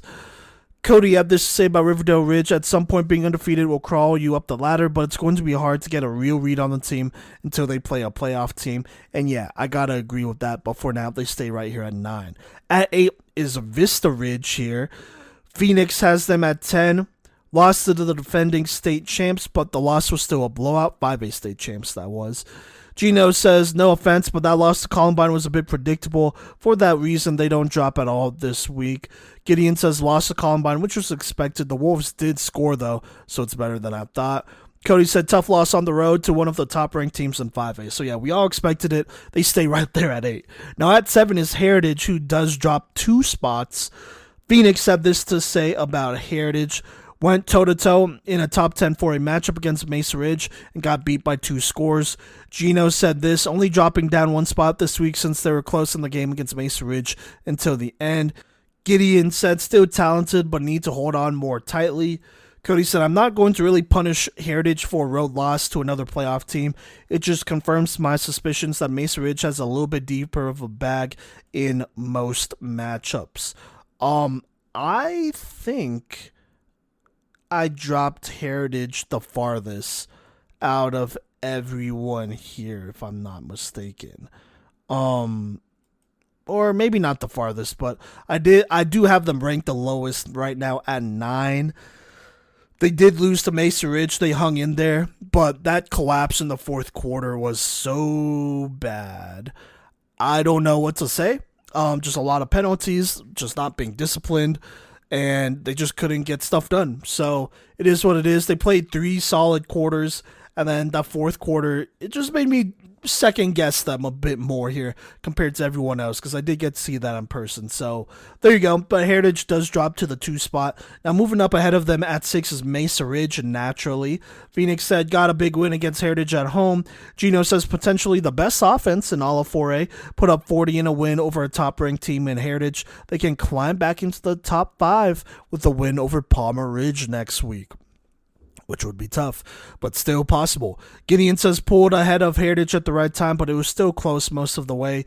Cody said this game was closer than the score shows, and the ability to pour on points is nuts for the Grizzly squad that still feels like a threat in 4A. And yeah, I think Mesa Ridge was very good. This offense is probably the best one in all of 4A, probably the best well-rounded one in my opinion. Bryce Reel really impressed me in my opinion, and I got to see Sonny Rogers and Anthony Smith really turn it up, as well as Trey Salas do what he does. And then shout out Xander Iwanski as well, super underrated for them. I think they can go toe-to-toe scoring with any defense in 4A here. But the defensive side of the ball, they got to fix some things, make some tackles, just be a little bit more disciplined, and they'll be fine here. But I liked what I saw, to be honest. Now at 5 is Dakota Ridge, who moves up a spot. Phoenix says this, shut down an emerging 3A school in Pomona on the road. Gino says extinguishing a red-hot Pomona team has me thinking Dakota Ridge is ready to beat anybody. Gideon says beat Pomona worse than Pueblo West did, which is true. Cody said took care of business against a solid 3A squad, and for all those reasons, they move up a spot. And that actually starts our top 5 as they are at 5. Now tied at 3 still here is Pueblo West and Montrose. Let's talk about Montrose first. Cody said 50burg. Gideon said destroyed Grand Junction Central. Gino says another blowout win. Phoenix says had a dominating performance at home. Yep, there you go. Nothing more to say. Talking about Pueblo West here, Phoenix says DNP. I think that's what everyone said, actually. Let me just double check. Gideon said beat Pomona by less than Dakota Ridge and DNP, as he does drop them a little bit. And then Cody says DNP, so there you go. Still tied at 3rd, though, but still at 2 here. I guess our top 4 stays the same, but at 2 is still Palmer Ridge. Phoenix said dominated Longmont on the road. Gino says next week's game against Mesa Ridge is a massive opportunity to show that Palmer Ridge is here to avenge the loss in the state championship from last year. Gideon says continued dominance, haven't won a game by less than 29, and have a tough test against Mesa Ridge to end up OOC play. Out of conference play is what he means there. And then Cody said road wins are a good thing. Big road wins are a great thing. So there you go. But at number 1 still is Broomfield. Cody said Legacy is a hard team to read, but for Broomfield, this win is so much bigger than beating Legacy. This could have rippling impacts on future athletes by winning this close game, and it's good to see this team pull out a close one since that has not really been on the menu so far this season. Gideon said continued dominance, haven't won a game by less than 29 here. That's Palmer Ridge. He said about Broomfield, who he drops a spot, barely beat Legacy, needs to beat mid-level 5A teams by much more. Gino said despite Legacy not being a very good 5A team, Broomfield was still able to take care of business, so I'm keeping them at 1. Phoenix says a close win against a solid 5A school and Legacy to protect their number 1 ranking. Yeah, Broomfield is probably not going to drop unless they lose or Palmer Ridge gets a big win for me personally. And this being a close win against Legacy, it is definitely a little bit of a red flag here, so we'll see what happens moving forward. But right now, our 4A Week 4 power rankings go like this. Just outside is Highlands Ranch, tied at 10th is Rampart and Grand Junction, 9th Riverdale Ridge, 8th Vista Ridge, 7 Heritage, 6 Mesa Ridge, 5 Dakota Ridge, tied at 3 is Montrose and Pueblo West, 2 is Palmer Ridge, and at number 1 is Broomfield. Moving on to 5A here, last week's rankings, Arvada West and Legend were just outside. At 10 was Fairview, 9 Ralston Valley, 8 Eagle Crest, 7 Castleview, 6 Chatfield, 5 Valor Christian, 4 Denver East, 3 Mountain Vista, 2 Columbine, and at number 1 was Cherry Creek. This week here, just outside is Arvada West here. I voted for them. I have them at 7. And then I believe Gino has them right here at 9. He said 42-0 shutout win over Overland keeps them in my top 10. So there you go. Now at 10, stays the same. It's Fairview. Cody had nothing to say about them. Gideon said the 10th spot is basically tied for me right now, but Fairview still beat Arvada West, so they get to keep their spots. Gino has Fairview just outside, and then Phoenix has Fairview at 5 here. He said curb stomp Monarch after doing the same to Boulder the week before back-to-back shutouts. I don't think either team is very talented. We'll see, though. And either team in Boulder and Monarch, that is. So we'll see what happens moving forward. Just a note, they do go with a different quarterback that's not Jet Howard. Interesting. But moving on here, let's go to Denver East, who does drop a couple of spots here. Cody had this to say about East, just barely hanging around, but it wasn't a bad loss, just a loss other teams would take a note from. Gideon says, lost the competitive game to Eagle Crest, kept it tight until the end of the third and allowed 10 in the fourth, just needed to hold on 12 minutes longer. Gino says this, East put themselves in a position to win that game against Eagle Crest with their defense, but they just couldn't put up any points. And then Phoenix says they fall to 10 after losing a close game to Eagle Crest, but still a tough battle there. Yeah, I mean, defensively, I think they did a solid job. Offensively, you want a little bit more. We'll see what happens, though. They play some tougher teams moving on. Now, at 8 is Ralston Valley, who moves up a spot. Cody said still undefeated and clawing their way up. Gideon says just keeps winning. Not sure where the safety came from, but basically shutting out Thunder Ridge is big. Valor is going to be tougher, though. Gino had this to say about Ralston. The Mustangs are staying undefeated despite the massive amount of talent they lost from last year. Unfortunately, though, the loss of Liam Beatty spells big-time trouble for Ralston in the long run. Phoenix says, I'm giving them the edge over Chatfield with them having a more dominating win. So there you go there. Losing Liam Beatty is big, but they are rolling, so we'll see what happens here moving on. Now at 7 is the Eagle Crest, who moves up a spot with their win over Denver East. Phoenix says this about Eagle Crest. They got the win over a top 10 team in Denver East and more than deserving of being ranked this week. Gino said this about Eagle Crest. Taking down East in a battle of two very good defenses shows to me that the Raptors are ready to win those close games down the stretch. Gideon says beat a very good playoff-bound Denver East squad. And then Cody says huge bounce-back win against a top 10 opponent to reestablish themselves as a threat. All right, now moving on, let's talk about Castleview, who also moves up a spot here. Phoenix says this about them. They got a good win on the road. Well, not really on the road, but kind of on the road against undefeated Douglas County. And they get the ranking spot over Legend for this week, but are in real prime estate for Legend to change that next week. Gino says this. The battle for Castle Rock started off close, but Castleview ended up pulling away to keep them undefeated to start the year. Gideon said, handedly won the Battle of the Rock. Legend will be difficult, but it is winnable. Cody said this about Castleview. The Battle for the Rock returns to Castleview again in a multi-score win that keeps them undefeated for now. And yeah, it's a good win for Castleview. We knew this was going to be a tough Douglas County squad, plus a rivalry. It was close pretty much going into half, and then afterwards they pulled away. And they won by a pretty solid amount. So I think that's definitely a green flag here with them pulling away in a rivalry like this. So gotta love that. Now, to start our top 5 here, at 5 is Chatfield, who moves up a couple spots. Phoenix had this to say about Chatty. He said, faced a good opponent in Brighton and came away with a good win at home. I don't know about a good opponent, but they came away with the win there. Gino said the Chargers are addicted to taking care of business. They remain undefeated after only letting 3 points against Brighton. Gideon had this to say, probably should have beat Brighton by 30 or 40, but still won. Cody said this about Chatfield. Not as big of a win as I might expect, but that's nitpicky, as a win is a win. They're still undefeated. To be fair, they still beat them by 3 scores. For me, that is definitely good enough. Now at 4 is Valor Christian, who moves up a spot here. Cody says this about Valor. The Eagles show why they are the cream of the crop against the other private schools, and it's not even close this season. Yeah, completely agreed there. Gideon said one of the best lines in the state, one of the top receiving corps, and are still undefeated. These next 3 weeks are a gauntlet, though. Gino says this. Valor is stacked head to toe with talent, and it is awesome to see them using it to their advantage. And then Phoenix says, got the win on the road against Mullen to remain undefeated. I think this was expected here, but with a team losing, I believe it was Denver East falling, Valor moves up. And honestly, they are very talented, so no surprises there. Now, our top 3 is the same as last week. At 3 is Mountain Vista. Phoenix says DNP. I think we all said DNP. Sorry, not all of us. Gino says this. It feels weird dropping the Golden Eagles down this week with how dominant they've been playing, but the Creek win over Highland Park left me no choice. Gideon said continued their dominant streak with the win over Cherokee Trail. The Cougs are a strong team, so I am impressed. The Valor game will test this team's mettle, though. And then Cody also said DMP. So, yeah, there you go. Mountain Vista stays right there at 3. Not much to say there.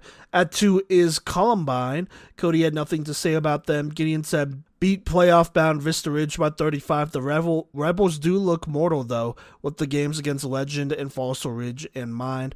Gino said the Rebels are rolling and haven't lost a game since 2023, which is true.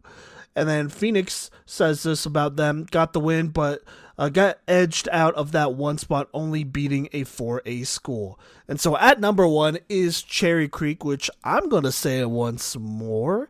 I was the first one to put them at 1 here after week 2. So I'm just throwing that out there.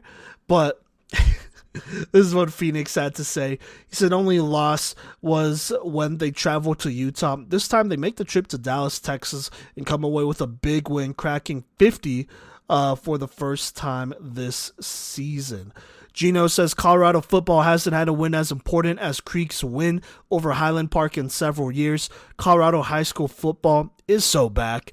Gideon says handed Highland Park their 3rd home loss in 25 years in a shootout. The Bruins went eastbound and down and did what many said can't be done. Please tell me you get that joke.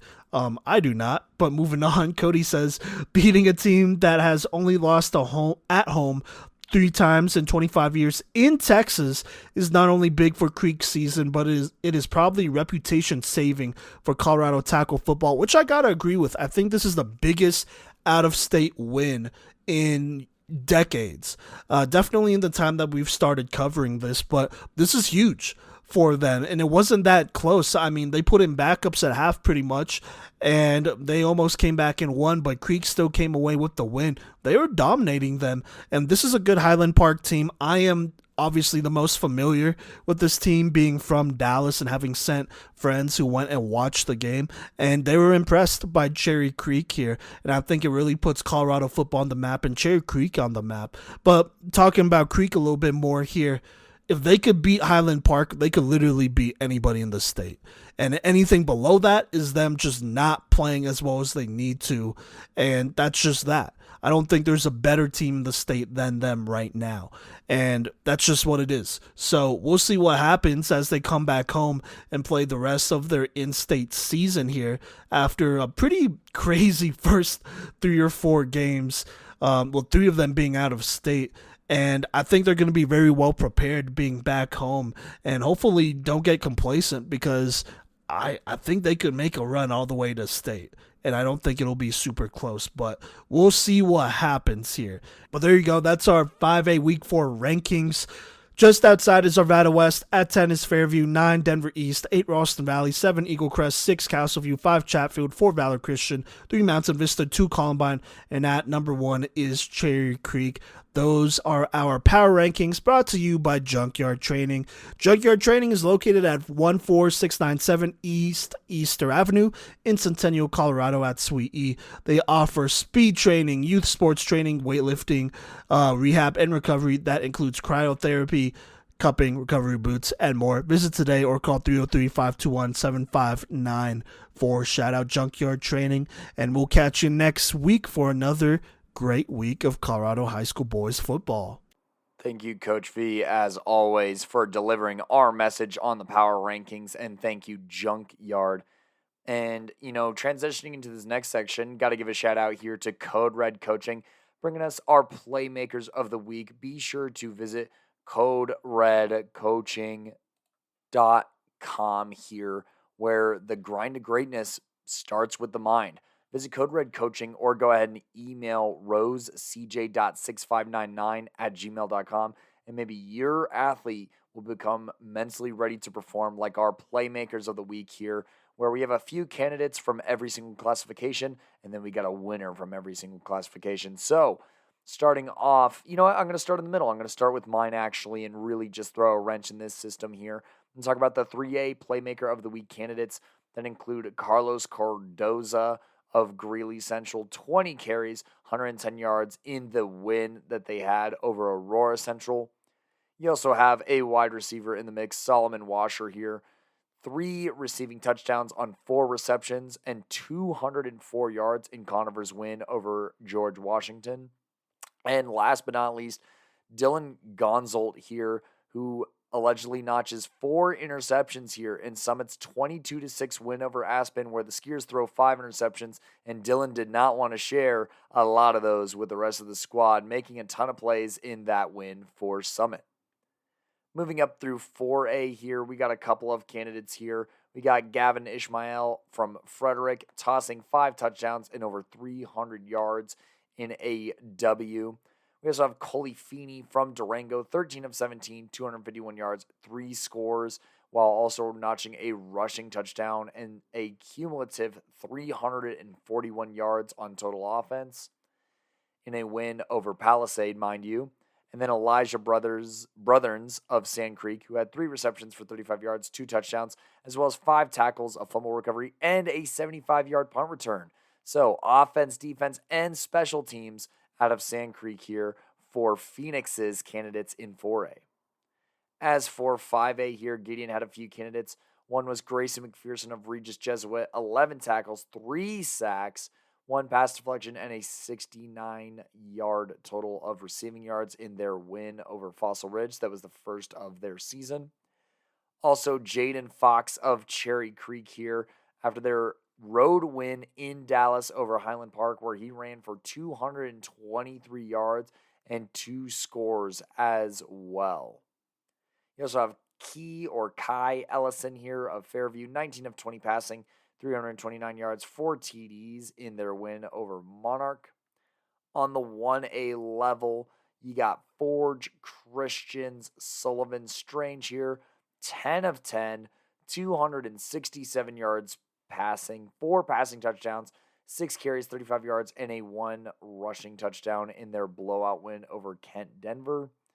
And then you also have Yuma's Jonathan Thompson, 24 carries, 122 yards, and a touchdown, the lone touchdown in Yuma's 8-2 win over Torrington in Wyoming. On the 2A level, Gino had a few candidates here.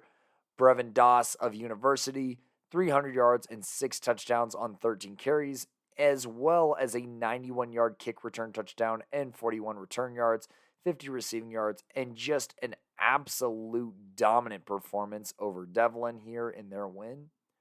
Another candidate here was Dion Robinson of Inglewood, 217 yards and 5 touchdowns on 22 carries, scoring almost every 4 carries here in their win over Alameda. And then Robert Woodkey here of Denver West, 88 yards, 3 touchdowns on just 4 receptions, and then 2 interceptions, one of those going to the house here in their win over Jefferson. Now, working our way the reverse order here to save mine for last year, we're going to crown, courtesy of Gino V. Hill, Brevin Doss of University, and I mean, it's really hard to argue against this stat line. 482 total scrimmage yards and 7 total touchdowns, a kickoff return for a touchdown, and 6 rushing touchdowns is just diabolical work over the Devlin Jaguars here. I mean, over anybody, this would be nuts. Dude almost had 1,000 yards total and was just going ballistic. Absolutely unstoppable and a fantastic pick for Playmaker of the Week on the 2A level. Coach V here is going to crown Sullivan Strange as the 1A Playmaker of the Week. I mean, literally didn't throw an incompletion, was averaging 26 yards per attempt, 4 passing touchdowns, a 5th rushing touchdown, and not only was all of this impressive, but it was in a blowout. I mean, a 50-6 win over Kent Denver, who was previously ranked at number 1 in 2A. I want to say that was from both the Chassa Seating Index as well as us But for sure, us, I mean, they had a great team last year. They returned almost everybody. And Forge Christian did not seem to care as they just steamrolled Kent Denver, courtesy of Sullivan Strange's Playmaker of the Week performance being a huge contributing factor in that. Now, to 5A here. Gideon, I mean, who else could you possibly crown it to other than Jaden Fox here? And Gideon says, quote, went down to Dallas and ran for 2 touchdowns and 223 yards for the Bruins to win over Texas powerhouse Highland Park to give the Scots only their 3rd home loss in the past 25 years. End quote. There's more here, but I just want to repeat that one more time. Highland Park has only lost 3 home games in a quarter century, and Cherry Creek from Colorado is one of them. Now let's get back to Jaden Fox here.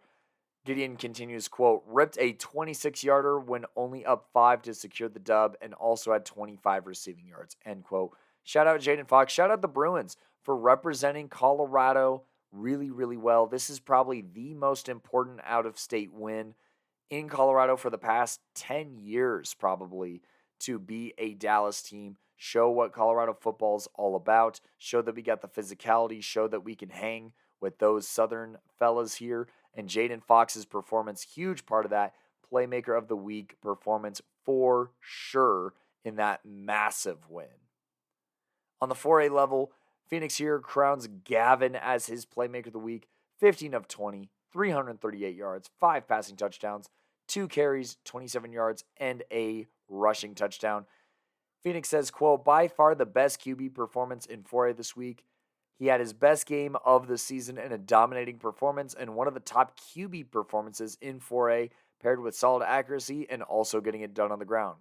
When it comes to playmakers, the quarterback is where it starts, and it's not easy to do at the high school level, and Gavin does it consistently and with ease, end quote. Gavin Ishmael, shout out PMC fam here, and Phoenix does crown him as the Playmaker of the Week on the 4A level. And for me, I mean, it's hard to fight my internal biases sometimes, but this stat line is just stupid here. Solomon Washer was averaging 50 yards per reception, 51 yards per reception to be exact, in that Conifer win over George Washington, and he was catching a touchdown on 75% of those receptions. Now let's flesh out those numbers entirely. 4 receptions, 204 yards, and 3 receiving touchdowns. I mean, I don't know how much more efficient or how much better it could get for Solomon here in Conifer's big win over George Washington and his big performance as a Code Red Coaching Playmaker of the Week. Once again, Playmakers of the Week brought to you by Code Red Coaching. Be sure to visit coderedcoaching.com or email rosecj.6599@gmail.com. Whether you are a team, whether you are a coach, whether you are a parent, whether you are an individual player and performer, Code Red Coaching is able to do it all, whether that's professional development, teams and groups, or individual athletes and performers. That way you can get your mind right and then you can get your game right, like these Code Red Coaching Playmakers of the Week here. Once again, to run through them, it was Forge Christian's Sullivan Strange in 1A, University's Brevin Doss in 2A, it was Solomon Washer in 3A of Conifer. In 4A, it was Frederick's Gavin Ishmael. And in 5A, it was Cherry Creek's Jaden Fox being our Playmakers of the Week.